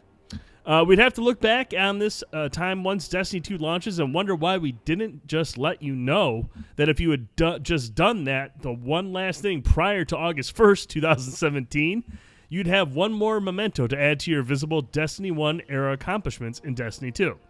In Destiny 2, the real estate just above your Guardian in the character screen is being commandeered to reflect the design of your currently equipped emblem. Emblems will still be visible in orbit while you're forming your fire team, as you would expect as well. If this sort of personal touch is the type of thing that floats your boat, then you'll want to pay close attention to the selection of emblems below and the things you'll need to accomplish in order to add them to your new collection. But we have quite a few emblems here, Ben, that we got a look at. just as little examples of what we can expect. I mean, we have one called the Laurel Triumphant. You get this emblem. I know all about that one. Yeah, this one you'll have. This one, you've completed a moment of triumph during Destiny's first year. Another one we saw here, I thought this one looked cool, Slayer of Oryx. Yeah. This one, if you own the Taken King and you completed a moment of triumph during Destiny's second year. And then this one down here at the bottom, I thought this was interesting, the Lore Scholar. Yeah. You achieved a Grimoire score of over 5,000 in Destiny 1. What's your Grimoire score? Do you even know what yours is? Yeah, because I was looking at this. I was like, man, I got to get that emblem, and I'm at 4255 right now. So I've got some work to do to get up to 5,000. Wow. Bender's over 5,000. Surprising absolutely nobody. So I've got some catching up to do. Yeah, I'm sure. If you're at 4,200, I'm probably at like 3,600. So I probably got a ways to go as well. But a couple other things they mentioned, some of these emblems have been reserved for Guardians who stood together during specific triumphant moments in time. In the literal sense of the word, the 4 emblems that fall into that category are strictly about commemorating and respecting the deeds of those who were there with us at the beginning of our first and second year of adventures. 2, however, are still actively achievable as part of the Age of Triumph record book, and 1 is tied directly to your malleable Grimoire score. We'll be tracking the deeds associated with these rewards until August 1st. After that, the data will be frozen in time so we can begin the migration process for the launch of Destiny 2. So, long story short, August 1st, 2017, mark that date on your calendar. You have 2 more emblems that you can try to achieve before then. The last 2 that you can get are Saladin's Pride. This is you owned Rise of Iron and reached rank 7 in the Age of Triumph record book, and then the Lore Scholar one that we just talked about. So those 2 are still attainable, but you have until August 1st, 2017 to pull them off. Yeah. Whew, got some work to do, man. Yes, you do. Got until August 1st, so I've been playing a lot of Destiny, dude. Yep, and you've pulled me back into it. Thank you very much. Yep. So as is the case, once you like get into the rhythm, you start getting pulled back in, then you just in it, dude. You're just like, you got to get your fix. So I'm thinking about, the stuff I got to do this week. I'm thinking what I can do to get my Grimoire score, what I can do. I really want to finish this Age of Triumph book before August 1st because I want to get that t-shirt that you get for that as well. So I want to add that to my collection. But yeah, these damn record books, dude, they're just, I love these things, man. I get addicted to them. Like, hey, I want to get in there and get all the nodes done and get all the rewards and stuff for it. And we got our first little taste, man, of what we're gonna see in Destiny 2. What do you think about the new emblem system here? About how it goes across the top of your character there? It's a more it's a lot more visible than the old emblems. Yeah, I think it looks pretty cool. I wouldn't mind having that at all. So it's different look of it, but I think it looks good. Yeah, I think it looks cool, and they mentioned too you'll still have some type of an emblem when you're in orbit as well in Destiny 2, so you'll be able to see that. And yeah, dude, August 1st. So this month, I'll be working on my Destiny Ages of Triumph record book, or Age of Triumph record book. So I got that date marked on my calendar. Dude, here I was thinking, okay, look, I'll use the month of July to get caught up on a couple of games. And here I am, dicking around with Destiny 1 with you guys. And then I've got the Destiny 2 beta mid-month. And then, I'll probably play some more Destiny after that so I can get everything done before August 1st. Man, July just went to shit. You and me both, man. Good Lord. What do you think about the hints that Deidre's dropping here too? So he said obviously the like other little touches that the you had to be there nuggets, like they'll be like some in jokes and some things for those of us that played through Destiny 1. It sounds like, but it sounds like they have a lot of other stuff too that they're planning that they kind of want you to figure it out or experience for yourself as you go into it. So that's pretty exciting, right? Yeah, I mean, see like I said, what they got planned. Yeah, that's the only thing I really want from them, like rewarding players from the first Destiny that spent a lot of time in there, is just not make it something, just an emblem. They're going to have other stuff in there. I mean, these emblems look cool, and I'm glad that's just not the only thing, and there's a good variety of them. Like I was worried, they'll just give you 1 or 2. There's multiple emblems here that many people are going to receive based on their accomplishments, and that's awesome. That's what I wanted. I wanted multiple tiers of stuff of rewards for people based on what they've actually accomplished. And we see these emblems, but also, like they mentioned, there's gonna be other little things that you're just gonna notice, like, oh man, that's because I did this, or that's because I did that. That's what I want out of this. Yeah, definitely. I can't wait to see what it is. I know. It'll be surprising. Man, dude, we are seriously just over 2 months away. Man, that's nuts. That's yeah. I mean, we're literally what? We're like 2 months and what? 2 weeks? Maybe less than that. If even that. Yeah. And a lot of that time is going to be spent playing Destiny 1 and the Destiny 2 beta. So, God. Just a game that keeps on giving, man. I love it. One other thing Bungie talked about this week was the darkness. You know, we heard a lot about that in the first Destiny. We heard a lot about the darkness. But this is not something they will be addressing in Destiny 2. And they kind of explained why, and some of it's, you know, what I kind of expected. But speaking to Game Informer, game director Luke Smith confirmed that while the darkness was a mysterious term that was referenced quite often in the original Destiny, it won't be mentioned at all in Destiny 2. Here's what Luke had to say, quote, "We've never really said what the darkness means. Ultimately, we do owe our players a story there. What is the darkness? But that's not this game. We wanted to remove as much of the extra terminology as possible and focus on telling the Destiny 2 story." Shortly after that, though, Luke Smith also spoke to Kotaku about the absence of the darkness from Destiny 2. And when asked if the reason why it isn't in the game, it's because Bungie doesn't know yet what the darkness is, he replied. We had no idea what it is. Yeah, we have no idea what it is. Straight up, we had no clue.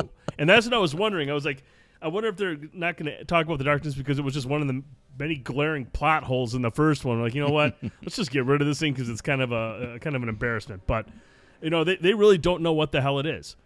Smith went on to reveal that the studio considered grouping all the races together and collectively referring to them as the darkness, which would have been a cheap out. And that's what the team thought. They ultimately decided the franchise deserves a better explanation.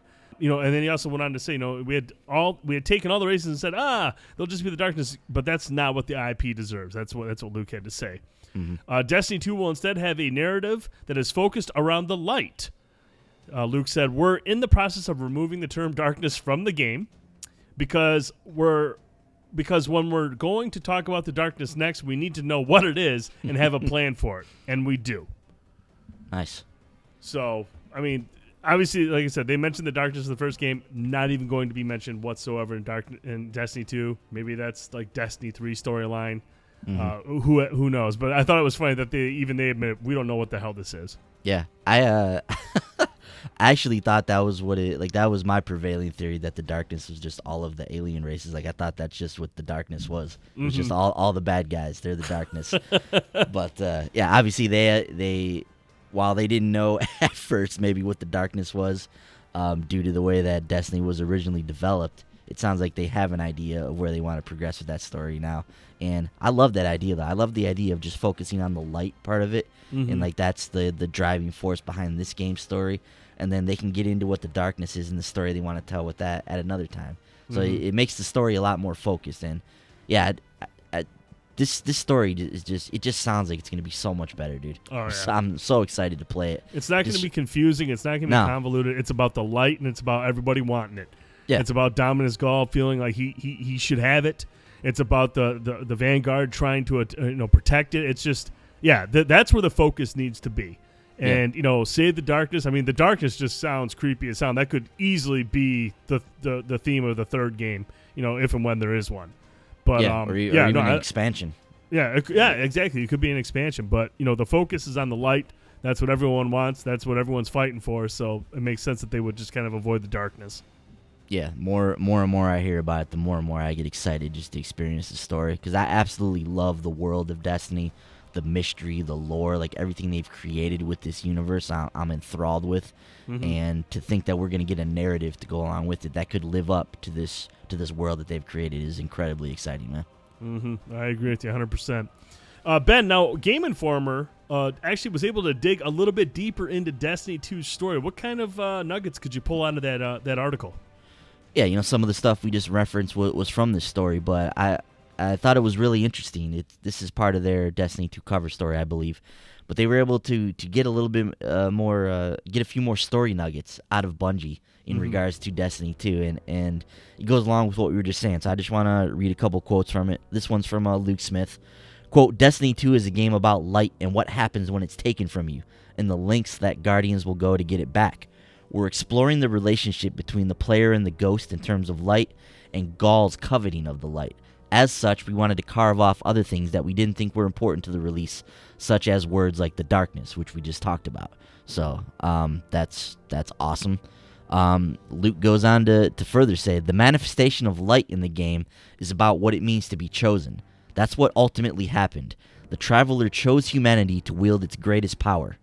And then, as we know over the course of the game, that light will be taken from the Guardians, and the Vanguard leaders are a part of that as well. So Ikora, Zavala, Cade, like they're gonna lose their power as well. So it sounds like we're really gonna get to the heart of what the light is. So I like that, dude. So some other stuff about the Cabal here, which I think is really interesting. This is from Mark Noseworthy. So he said, quote, the Cabal have nothing to do with the darkness. They are not of the darkness or its representatives. The Hive are the closest because they worship the darkness. But you can worship a thing that you are not. So I thought that was interesting. They just flat out said, like, and they go on, Game Informer goes on to talk about it a little bit here, how the Cabal are just a separate group altogether. Like, they're this military regime, and they have kind of their own agenda. They're not working with the Hive or the Fallen or the Darkness or any of that stuff. Like, they're led by this guy, Dominus Gaul, who believes that he deserves the light, and he's gonna show the Traveler the mistake that he made by storming into the last city, just wreaking havoc on the Guardians and taking his rightful place, like atop the throne, and getting the light as his own. So I think that's awesome. And how about this, dude? This is a section I want to read from the Game Informer article here. As Destiny 2's story unfolds, we'll get direct insight into Gaul and his backstory through scenes specifically about him. One central way that the story will be expressed is through his interactions with his mentor, a figure we only know as the Consul. The Consul is played by acclaimed actor Frank Langella. Oh, nice. Which is awesome. Whose career includes everything from the role of Gabriel in The Americans to the memorable role of Skeletor in 1987's Masters of the Universe, which he is awesome as Skeletor. The Consul serves as a voice guiding the strength of Gaul. The Consul is like the coach on the sidelines while the Olympic runner is getting gold, Noseworthy says. Long before the Cabal took aim at Earth, the Consul advised Gaul in his military coup of the Cabal, unseating and exiling the prior Cabal emperor named Callus. Now, that sounds awesome, dude. So we got Frank Langella, who's the mentor to Dominus Gaul, who has like the most awesome voice ever. I don't know, dude. What do you think about all this, man? Are you getting more and more excited about the story as you hear about it, like I am? This doesn't sound like a shallow story, and that's what everybody wants. Everybody wants a deep story with a lot of lore, with a lot of complexity to it. This sounds awesome. Yeah. Like this is the depth that we didn't get with Destiny 1, and this is what I'm excited about. A story that we can really invest our time into, invest ourselves in, get emotionally attached to. I mean, this is all we really wanted out of Destiny.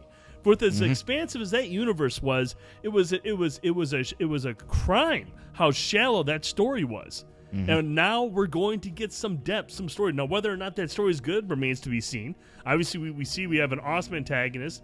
The Consul sounds awesome. I mean, it's Frank Langella. That's awesome. So, I mean, they're putting a lot of resources into the story. They're getting some good voice actors. I'm really, really excited for this. I really hope this is a story that Destiny deserves. That's what it sounds like, right? I mean, this literally sounds like everything we've been asking for from a Destiny 2 narrative. We know there's more cinematics than we've ever seen before in a Destiny game. The fact that they're going to go back and explore Gaul's history and his past. Through scenes. That's what's awesome. We're not going to have to read about it in Grimoire cards or hear Cade tell a funny story about it. We're actually going to see all these scenes happening and playing up. That's all we want, dude. Dude, would they be so bold as to let us play a section of the game as Gaul? Like to experience his taking of the Cabal throne or something like that, his siege of the do a military coup. Like, would they be so bold? That would be badass. That would be awesome, because especially if they if as you're playing it, like, you feel OP and you're destroying everything. I think that kind of helps you. I think that helps deliver the story and make it feel like, man, this guy's really dangerous. Like, this is going to be an epic battle. If you can see and play firsthand just how badass he is, I think that helps out to the story and your respect of the villain. Mm-hmm. Yeah, I would love if they do something like that. Like, just thinking back to like the Sword of Crota mission, in the original Destiny, like that was kind of its own thing, and you got to run around with the sword. Like, just think if they did kind of your own mission where you could play as Dominus Gaul for a little bit and take the Cabal throne. That would be totally awesome, man. I often mused before we found out about what Destiny 2 was actually going to be, that I thought it would be really cool if Destiny 2 started with us going back and being able to experience like the fall of the Golden Age and when the darkness first came, to like go and live through that through like the eyes of a Guardian. So I think if we can get some of these little snippets of history and lore and go back and experience some of these events, I think that would be totally rad and awesome, dude. But yeah, this sounds like everything that we wanted from Destiny's first story, its first narrative, and it sounds like Bungie is taking what people have been clamoring for to heart, and really, really like what I've heard of the story and everything so far. And I wanna finish this off with another Luke Smith quote. He says, quote, "It's been horrible for humanity." This is in reference to, Destiny 2 and the way it begins. "And in the beginning of Destiny 2, things go from bad to worse. There may be times where the content feels dark and hopeless, but Destiny as a franchise is always going to be about hope." So I think that's important to hammer home as well. Like, this is not going to be an overly dreary, just overly depressing kind of game. Like, there's still going to be that hope. There's still going to be that sense of hope that we've come to expect from this franchise, much in the same way we see in something like Star Wars. Like, that's kind of like the vibe that Destiny needs to have. So incredibly excited about this, dude. The Destiny 2 can't get here soon enough, but I guess it can. But it can as well, because I'm gonna stop playing everything else once that game comes out. But yeah, I'm super pumped for this, man. Save the dreary / Empire Strikes Back version for the one about the story about the darkness. I think that'd be more suiting. Yeah. So, last bit of Destiny news here. I know you're gonna be excited about this. The Comic-Con 2017 Destiny Rise of the Iron exclusive Ghost. But this is coming from Mattel, and they'll be offering this up at San Diego Comic-Con. Are you gonna go there and pick this up, because this thing looks badass? And it's only $29.99. It's this really cool like a Mega Bloks Ghost, which is shaped after the Iron Lord's like ghost shell, and it comes with a Saladin figure as well. And it comes in a sweet box. Like, I really want that, dude. I'm probably gonna have to fork over an arm and a leg on eBay for it, though. This is what it's gonna come down to, because I won't be in San Diego this year for it. Yeah, that thing looks really, really good. So if you're gonna be in San Diego and you listen to this podcast and you wanna rake Boys through the coals and take a bunch of his money, pick one of these up and hold it hostage, because as we've seen from Boys, money is no object. Yeah, well, I don't know what Boys you've been looking at, but I'm looking at the one that's picked up the Final Fantasy Collector's Edition. I'm looking at the one that's what other collector's editions over $400 have you purchased? I don't even know, dude. I lost track of how many of those you bought. Yeah, it's an ugly trend, but I've missed some over the months recently, so I've been trying to cut back a little bit. Listen to me, listeners. Seriously, get your hands on one of these things. He will negotiate, and you will have the advantage. No way. Yes, I'm not falling into the trap. One more thing I want to mention too: Iron Banner and Trials of Osiris will be ending for Destiny 1. August 1st is the final Iron Banner, and August 11th is the final Trials of Osiris for Destiny 1. Okay. After that, those activities will be reserved for Destiny 2. So keep that in mind, listeners, if you are looking forward to that. Awesome. Well, hey, we're going to take a quick break. We've got some new music here from Ruel Ethan, and we'll be right back.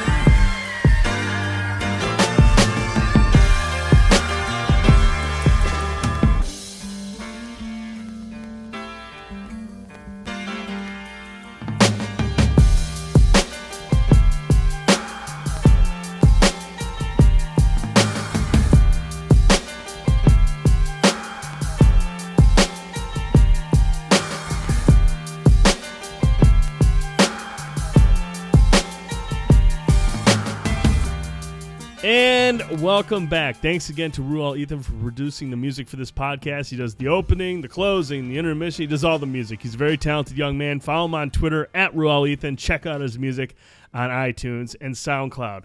All right, let's jump into some Xbox news. First up, 343 Studios says don't expect a Halo 6 reveal anytime soon. They have confirmed that the studio won't be discussing the next major installment in its sci-fi shooter series for, quote, quite some time. In a post on the Halo Waypoint, 343 industry writer Jeff Easterling, a.k.a. Grim Brother 1, addressed the absence of Halo 6 from Microsoft's E3 media briefing and dashed hopes of a potential reveal in the near future. Here's what Jeff had to say, quote, "While there's little to nothing that can be said on that front, it's been made clear that we won't be talking about Halo's next major title for quite some time. And no, that doesn't mean Gamescom or PAX. Trust us, when we're ready to begin pulling back the proverbial curtain, you'll know. It won't be soon." So there's that. So I'm guessing E3 next year. Yeah, obviously it's E3 next Dude, year. it's Right? it's coming out next fall. It's E3 next year. Sit tight. You only got to wait a year. You'll see plenty of Halo 6. I'm actually really excited to see this game. It's going to focus more on Chief. It's going to focus solely on Chief. Obviously, the first time I jump into a Halo game from start to finish, it's one of the more convoluted stories. There's not a whole lot of focus on one character or another, so I picked the wrong one to jump into. So I'm glad to see that. I'm glad to hear that the next Halo game will be like a proper Halo game, and that I'll be able to experience a true Master Chief tale.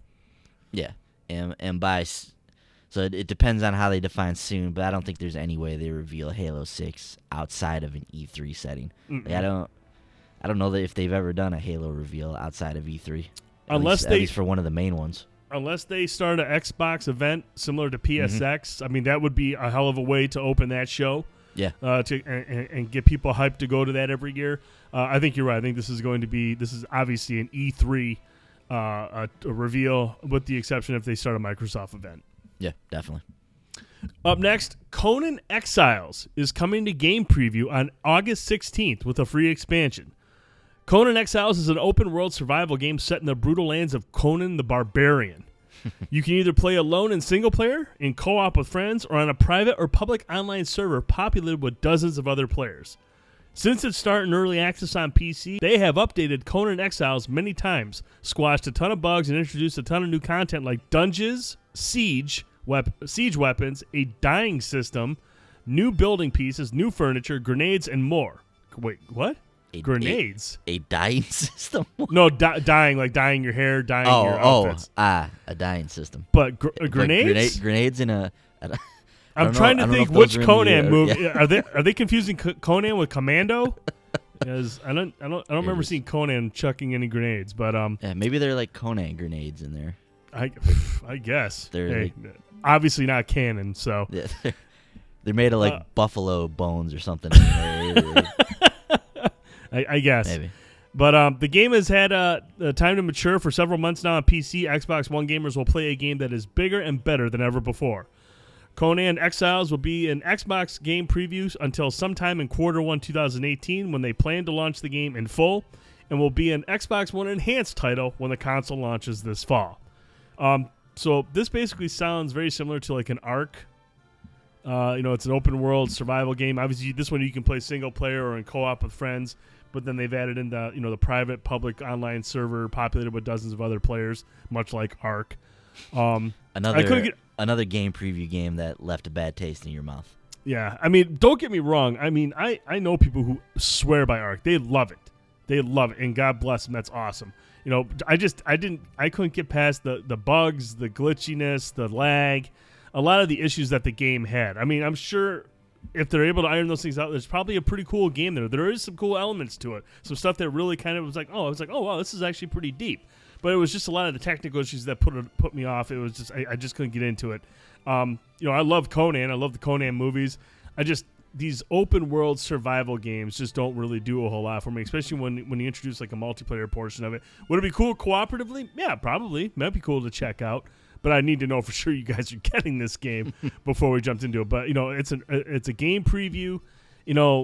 We Happy Few was the one game that kind of really put me off to game preview and early access games. I mean, they're just even with my expectations tempered, I just didn't really care for the game. And I was like, man, I probably should have waited. I should have waited for the full release for this game. I don't plan on making that mistake again. Mm-hmm. So, I mean, I'm sure Conan Exiles is a cool concept. I'm sure it's an awesome concept. It's Conan. Why not? How is that not cool? But I'm going to wait for this thing for its full release in Q1 2018 before I even think about picking it up. Yeah, I'm with you, man. I think Conan Exiles sounds awesome. Like when I first saw the game announced, I was like, this could be awesome. Like a Conan world. Like this could be sweet. Yeah. But yeah, I don't want to play an unfinished version of this game. And I said it earlier in the show, dude. Like this stuff is just it's just kind of tarnishing some of these games and like, where's the excitement anymore when you get a brand new game and you pull the wrapper off and you put it in the system? And this is all metaphorical because you can do that digitally now as well. Like, where's the excitement where you download a game, midnight hits, you've been waiting for this to come out for a long time. Midnight hits, you jump into the game and you're playing. So whether you're doing that or you're ripping the plastic off a physical copy of the game and putting it in for the first time, like, where is that when you've been playing Conan for 2 years? Like, yeah, I've been playing this game for 2 years, and it's finally ready to come out for the full release. It's like you just lose all of that with the game, and it's like, I'm just not a fan of that, dude. Yeah, and the hardest thing for me, I mean, I understand for one person, say if they're not running a website and they don't buy every single game, they pick up Conan Exiles and they want to get lost in that world, and they spend a lot of time playing it. That's the only game they played. That I understand. For somebody that we're running a game site where we have to play these games, we have to check these games out. If I jump into a game and it sucks something awful, you better believe I'm not going to put aside some of these newer releases that are polished and full games. I'm not going to want to set those aside and be like, I'm going to go back and check out and see how Conan's doing these days. If I jump into Conan and it's a total shit show, there's very little chance I'm going to go back to this thing. Yeah. I mean, We Happy Few, I don't even know if that thing's out of game preview. I don't even know if it is or not. No. I haven't gone back to it. And I had a lot of high expectations for that game. A lot of high hopes for it.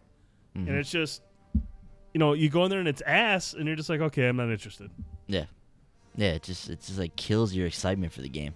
Like, even if the game finishes and it comes out and it's a great game, like people love it, like you're still, like your interest is gone. Like your first impression has been tarnished. And now you have to build up the excitement again for the game, and you have to try and vicariously absorb that through other people because you can't get that same excitement anymore because you've had a bad experience with the game. And clearly, there's just different folks, because there are some people who are excited every time they fire up Ark. Even in this, even if I don't really care for it, there are people that literally love playing that game every single day, with all of its flaws. Yeah, and that's why it's just everyone's different. We could probably have somebody on the show right now and just give us 1,000 reasons why they love playing Ark every single day. So it's crazy. But that's how it is, man. A lot of people are going to be different about this sort of thing. Yeah, definitely. And the last bit of Xbox news: Gigantic gets a release date.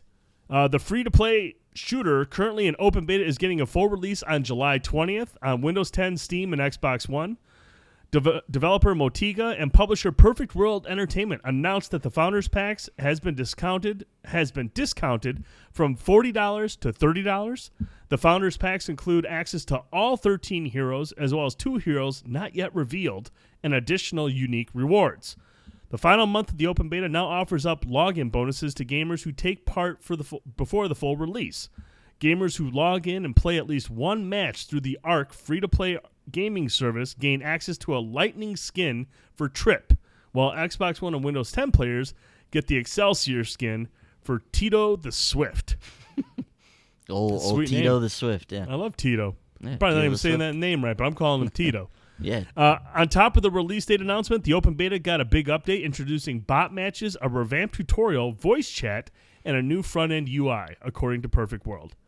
So Gigantic will be a full release on July 20th on Xbox One, Windows 10, and Steam. Boys, do you know anything about Gigantic? I didn't even know this thing.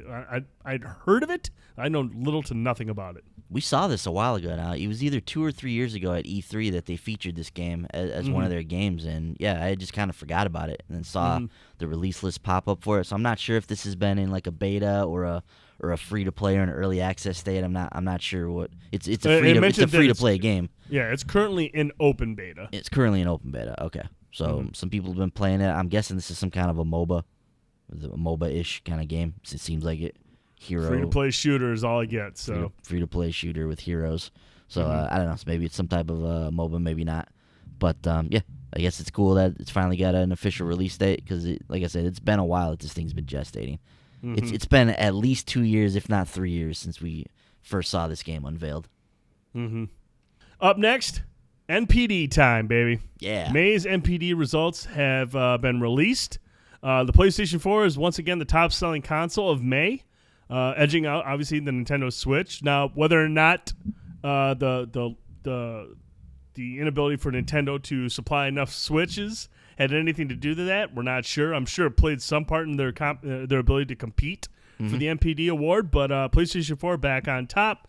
And, man, the number one game from May, Injustice 2. What a joke. Yeah. You watch your damn mouth. Injustice 2. Interesting. I want to read something really quick from the Venture Beat article that describes the NPD list, and it's about Injustice 2, and I think this is pretty cool. But it reads, as for May, Injustice 2 made Warner Brothers the number one publisher of the month. Injustice 2 has already worked its way to number 9 on the best-selling games of 2017 in 1 month. Wow. That outdoes hits like Mario Kart 8 Deluxe or Nier Automata, 2 games we know are selling well. We've talked about it in the past. So that's pretty sweet, dude.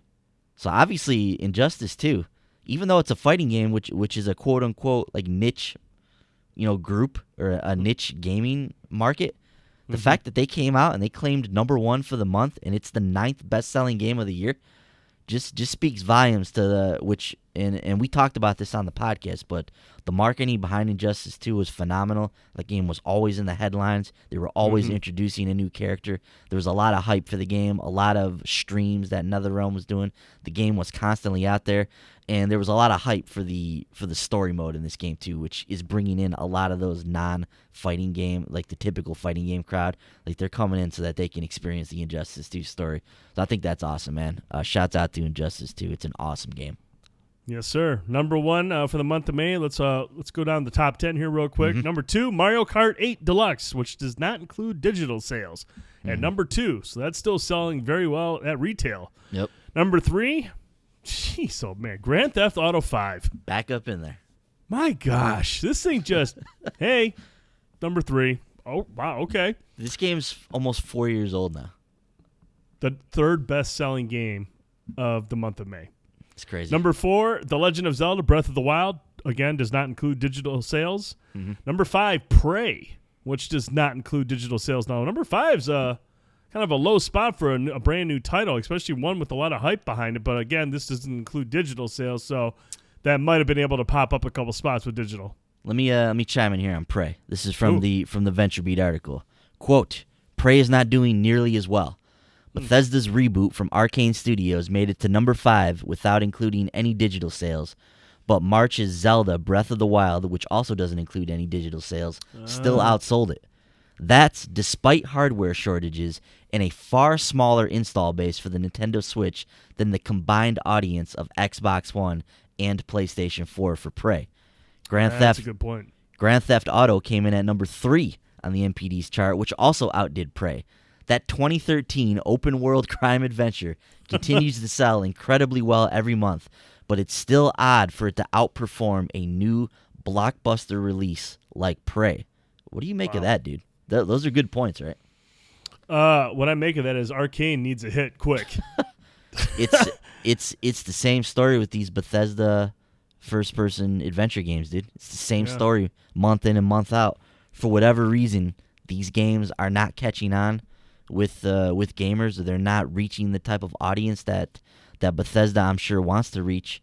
And is it as simple as these games aren't focusing on multiplayer? Like, is that as simple? Is that the simple answer to this? Man, I don't. I mean, for an action adventure game, possibly, but I mean, if you look at if Elder Scrolls or Fallout 4 would have come out from Bethesda, That's the top of the list, and those don't have multiplayer. But I think because this is a first-person game, because this is really like people look at this as a shooter, right? Right. Like they look at there's Prey strong as a shooter elements. They look at Prey as a shooter, and if they look at this game and it's not marketed as a big like multiplayer experience, does that turn off a lot of the shooter crowd? It could. It very well could. I mean, this might just not be an appealing franchise to. I mean, we heard a lot of people talking about how they're really excited for Prey, but obviously not that many were that excited about it. I mean, it was a vocal minority that was excited for Prey, and it's the same vocal minority that was excited for Dishonored 2. It's just I don't think it has like the reach of a Fallout or the reach of an Elder Scrolls, obviously. Mm-hmm. So I mean, it's unfortunate, but it doesn't take away the fact that the game scored very well, and a lot of people do love the game. I mean, but in the end, that's not how much you love a game; it's how much the damn thing sells for these companies. Yeah, and number 5, it's not terrible, especially when it doesn't include digital sales. But when you mention in the specifics that Yeah. you just mentioned, Yeah. it is kind of telling, and it is Yeah. kind of concern. Yeah, when you make points like what we read from the article there, it does raise a little bit of a concern. Mm-hmm. Going from there, number 6, Tom Clancy's Ghost Recon Wildlands. Number 7, Fire Emblem Echoes, Shadow of Valentia. Interesting. Yeah, that's without digital sales. Mm-hmm. Number 8, NBA 2K17, still going strong. Number 9, MLB The Show, still going strong. That's pretty cool. Yeah, MLB The Show, that's still hanging in there. And then number 10, rounding out the top 10, is Overwatch, which does not include BlizzNet sales. So, but that's your MPD for the month of May. Those are the numbers, and that's all you need to know. PlayStation 4 back on top. We'll see what happens next month since Nintendo is ramping up production of the Switch. Moving on from the MPD, let's jump into Skull and Bones. Now, everyone basically at E3, when we saw Skull and Bones, I'm pretty sure you and I thought this is a multiplayer game. Mm-hmm. I mean, you're jumping online in this shared world, and you're interacting with other ships, and you're battling with your friends. This is a multiplayer game. Not so fast. Skull and Bones will have a story mode. Ubisoft confirmed that its pirate ship Battler will come with a story component, but it's still a little unclear what form that will take. A Ubisoft representative said the game, quote, will offer a narrative campaign which will be integrated into the game and will not be something aside of the multiplayer experience. In this campaign, players will encounter iconic characters and memorable rival pirates. More details will be shared at a later date. This game will be set in a shared systemic world. So the story will be there, but it's going to be tied into the multiplayer. Everything is connected, basically, is what they're saying.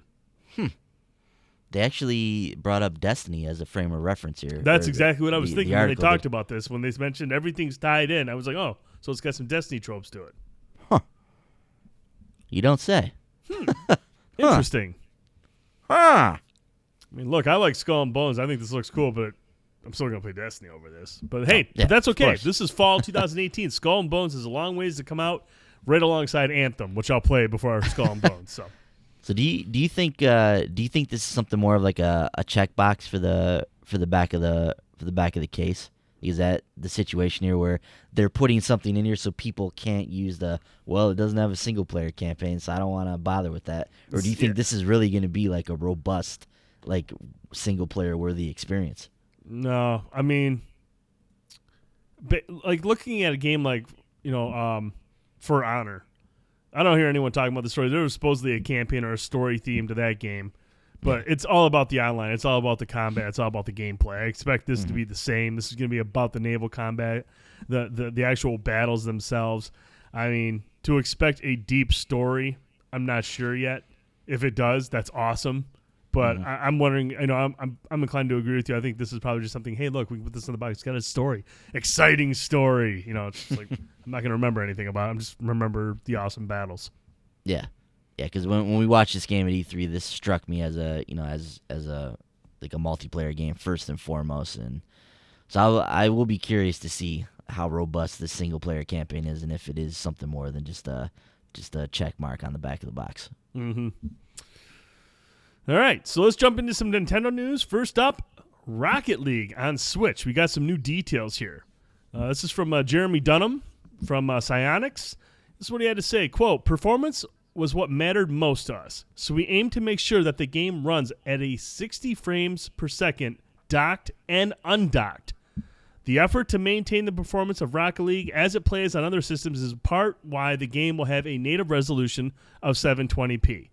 Now, 720p it sounds but on the handheld mode, 720p looks just fine. 720p looks really good. It's when you're going to have it docked and on the big screen where you might, it might not look as pretty. It won't look as pretty as its PS4 and Xbox One counterparts. So when he says that, Brent, is that basically what that means then? Like it's 720p on the big screen as well? No chance of it being upscaled?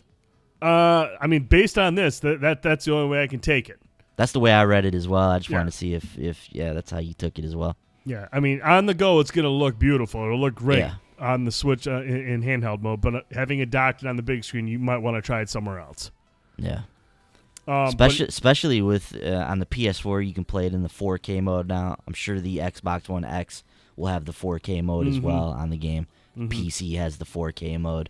So, yeah, it's going to be quite the shell shock if you go from there and then start playing it on your TV on the Switch. And we already know that this game is going to be cross-compatible with the Xbox One and Steam, but they also listed a couple other features, including Season Mode, Hoops, Drop Shop, Rumble, and Snow Day.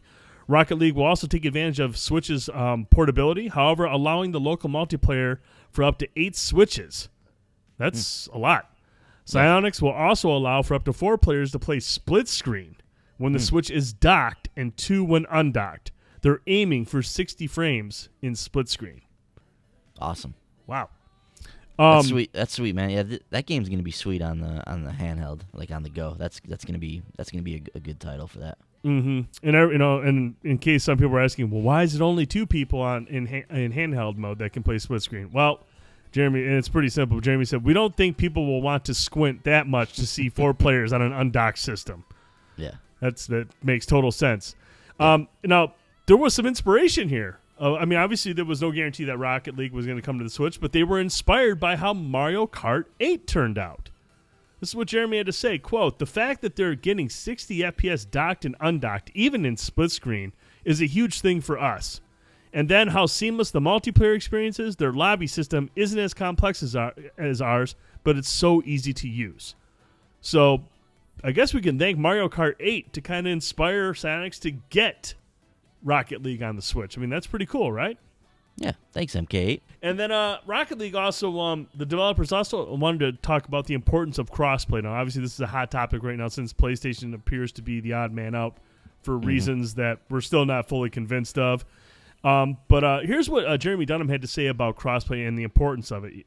Quote, "I think without cross-network play, you're almost holding back the advancement of games in a way. It would be stifling the growth. Because imagine if all games were just by default open and available to do cross-network play. The games would be accessible across generations now, as opposed to being stuck in a single time frame. You would also be able to approach game development and design differently because you would no longer have to worry about how long the life cycle of the hardware is or how long you expect this person to play the game before they move on to something else." Dunham explained how, by approaching development with this in mind, it helps to facilitate new opportunities to change game design, multiplayer, and make use of games as a service, a term many developers have used to describe their games at E3 in recent months. Dunham also went on to say cross-network play and being available across all platforms has been an ongoing conversation we've had with Sony for the last 2 years. We've had and continue to have many conversations with Sony about this subject and with Nintendo and Xbox, and then with everybody. So it's still something that Psyonix is still trying to work out with Sony. It's, whether or not this is going to be a long battle or eventually Sony's just going to say, what the hell, turn it on. I understand the appeal and I understand what Jeremy's saying there. I don't think Sony's going to bow to this anytime soon. I think they're going to stand their ground for a while, but eventually, I really do hope they open the floodgates and let this happen. Yeah, I do too. And it came out this week that I'm not sure how Rocket League is going to work, but in the case of Minecraft, like for Minecraft on the Switch, like you're gonna have to log in to an Xbox Live account. Like it's gonna come up as powered by Xbox Live, and I think you have to actually create an Xbox Live account because that's kind of the framework that they're using for the cross-platform play. So I'd have to imagine that if that's the case with Minecraft, like that had to be the primary reason that Sony was like, no way, there's no way we're gonna want our people logging into Xbox Live to play a game on our system. So I can't help but wonder if that's factoring into it at all. Don't know how it's gonna work with Rocket League, but you hope at some point they're able to get this all figure out how to make this work, and hopefully when push comes to shove, they can get this figured out, because this is, at the end of the day, this is what the gamers want. Now here's my question about that is if I'm a Switch owner, if I only own the Switch and I pick up Rocket League and I sign up for an Xbox Live account, do I have to pay for a year of Xbox Live? Don't know. I don't know the specifics of this. I'm not even sure if Rocket League is going to use the Xbox Live service as well. I guess I meant from a Minecraft's perspective. Yeah. If you're on the Switch, I'm not sure. I'll be curious to see what that is. Yeah. Because, I mean, if you look at the Switch, and like, there's a bunch of owners that might not have an Xbox One, or might not have an Xbox One, and they all want to play with their friends.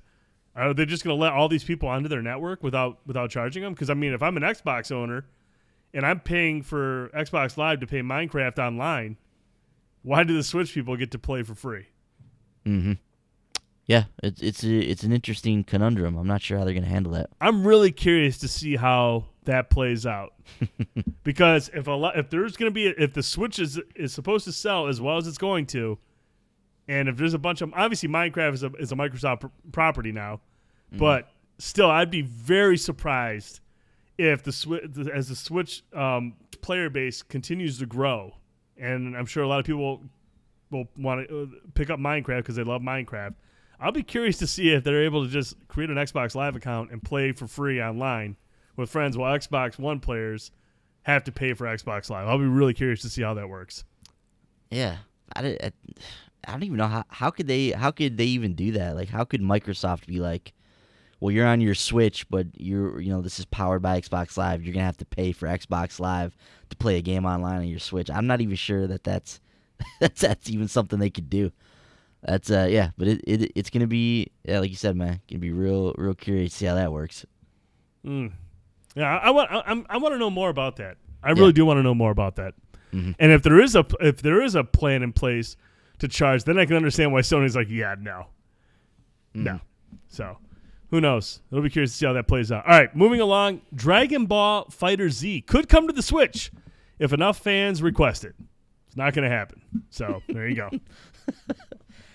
Not until they get a better D-pad on there. Yeah, man, you really don't like that D-pad. Have you played Street Fighter 2 yet to try it out? Nah, I haven't even tried it. Fantastic. Up next, Switch System Update 3.0 is now live. The update adds a raft of features designed to streamline or improve the experience of using the console and its menus.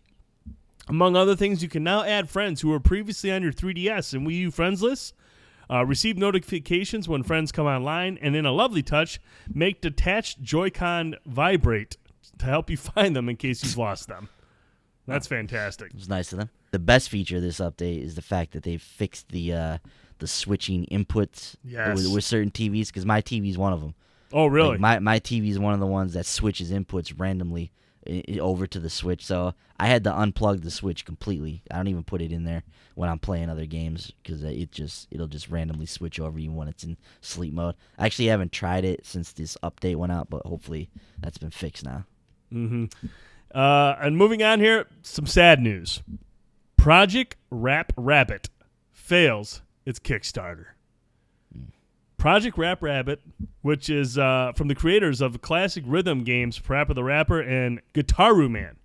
However, the Kickstarter only managed 162,000 of the 855,000 goal. Man, they were way short. Yeah, and all of that came like early on in the campaign, and then people started to people were not happy with this campaign. They there was no gameplay, like trailer or anything to go along with it, and people just weren't confident in that we've seen some Kickstarter horror stories over the years, and people weren't confident in the Rap Rabbit Kickstarter, unfortunately, which I'm sad about because I really think this could be a cool game. I love the guys creating this game. The concept of what they were going for, the way they were describing some of the stuff, sounded really awesome. This kind of branching rhythm like adventure that they were going to put together. Mm-hmm. So it's a shame that the Kickstarter wasn't able to go through, but hopefully they learned some lessons about how to do crowdfunding, and in the future, if they decide to tackle this or another project, they can learn from their mistakes. But yeah, people were not on board with what they saw from this. Well, I tell you what, dude. Let's open up the Short Pause checkbook, send over an anonymous donation of 700,000 pounds, and you'll get your Project Rap Rabbit. Is that it, eh? That's all we got to do, man. Cool. 700,000 pounds. What's that translate to? Like $40 US? I don't even know. Yeah. $1.50, yeah. That's an easy check. The developers have now said, sadly, we are not in the position to be able to fund further production for a future crowdfunding relaunch involved a title deeper in development and wouldn't want to scale back our vision. As a result, work on Project Rap Rabbit cannot continue at this time. Womp womp. That's a bummer. Yeah, I love the designs, though, that they showed for the game. I love the concept if you go on the Kickstarter page and read about it. Mm-hmm. It's just it's a shame. It's a shame they couldn't get it together and run a better campaign. I tell you what, Kickstarter is looking good right now is Visage. I don't know if you saw the new trailer we posted this week. Yeah. That game looks terrifying. Yeah. When's that supposed to drop? They have actually stopped giving a release date or even a release window because it was supposed to be Q2 this year. Yeah. But they said, look, we're just going to work on this game and we don't want to keep setting a window. They're just going to work on it until they get it done. And Sad Square Studio, man, that game looks great. Like, I'm really excited for Visage to come out, man. Nice. Yeah, hope it comes together good. Last bit of news, not even game related, but I know you want to talk about it. Batman, Mask of the Phantasm is coming to Blu-ray, Ben. How excited are you? Dude, really excited. This is a film from 1993. It was created during the heyday of Batman the Animated Series, and this is an awesome, awesome film. The Phantasm is a great villain. Mark Hamill is awesome as the Joker in this. Kevin Conroy obviously awesome as Batman. This is a fantastic animated movie. The fact that it's finally getting remastered and coming to Blu-ray, I'm over the moon, man. So this has nothing to do with video games. Absolutely nothing. You but should damn be excited. It, you put it on the outline, so I was like, you know what? I think he wants to talk about it. You should be excited about Mask of the Phantasm. If you haven't seen this movie, I haven't. You need to see it. It's excellent. I need to see it. When's it come out on Blu-ray? Do you know? Right. It's coming out next month. Next month. Okay. So awesome. Awesome. Yeah, I'll be picking that up. I'll have to pick it up on your recommendation. I'll check it out, man. I never saw that. I haven't seen a lot of the Batman animated movies. They're great. I heard they're very, very good. I heard they're very, very good. They especially Mask of the Phantasm. This one's my favorite. This goes right along with the tone of the animated series. It's just it's a darker film. It's got some darker things that go on in it, but it's really good. Cool. Good to hear it. All right, well, hey, that's going to do it for this week's show. Ben, it's been a privilege. It's been an honor being back here, going old school, running a two-man game here. Yeah. Always a good time. Again, Frankie and Bender will be back after the 4th. We're going to be off next week. There will not be a podcast next week, so just keep re-listening to this one or come over to the YouTube channel, check out some of the previous shows you might have missed. But, Ben, where can we find you gaming and tweeting? As always, Brent, I'll be not tweeting at Piccolo930. Of course, that's my PSN ID as well. It's also where you can find me on the Switch. Friendly reminder, Tuesday, 10 p.m. Eastern, the Tuesday Night Indie Spotlight will be on our YouTube channel, Short Pause Gaming. Make sure you're there. Check it out. Hop in the chat. Love to see you there. Cool. You can find me on Twitter at TheDude1979, Xbox Live, TheRealDude79, and PlayStation Network and the Nintendo Switch, TheDude79. Make sure you visit the website, www.shortpause.com. Follow us on Twitter at TheShortPause. Anytime we go live with the stream or if we have a new article, we'll always tweet it out. Come over to the website. You can check out all our previous articles. They're all in nice little folders and files for you to find. So www.shortpause.com. As Ben mentioned, subscribe to our YouTube channel, Short Pause Gaming. That's also the name of our Twitch channel. We changed that over so it's more in line with YouTube. Short Pause Gaming on Twitch. And you can also find us on Mixer, The Short Pause. It's tied to our Twitter handle. I can't seem to change that to Short Pause Gaming. I'm working on it. If you enjoy this podcast, if you really, really like it, go over to iTunes, give us a 5-star rating, write out a really nice review telling us why you love the show. If you're not quite ready to give us a 5-star rating, that's cool. We don't want any fake ones. Come over to the website, go right into the comment section of this podcast post, and sound off. We need to hear from you. It's the only way this show's going to get better. If you got some real nasty criticism, that's cool. Send it over in an email, podcast@shortpause.com. You can listen to this podcast on TuneIn, iTunes, Stitcher, Google Play, and SoundCloud, or you can watch it right here on YouTube just like you are right now. For Mr. Boyce, I'm Brent Felsing. Thanks again for listening and watching the Short Pause Gaming Podcast. We'll see you back in 2 weeks. Everyone have a great 4th of July weekend. Be safe. Have a good time. We'll talk to you then. See you guys.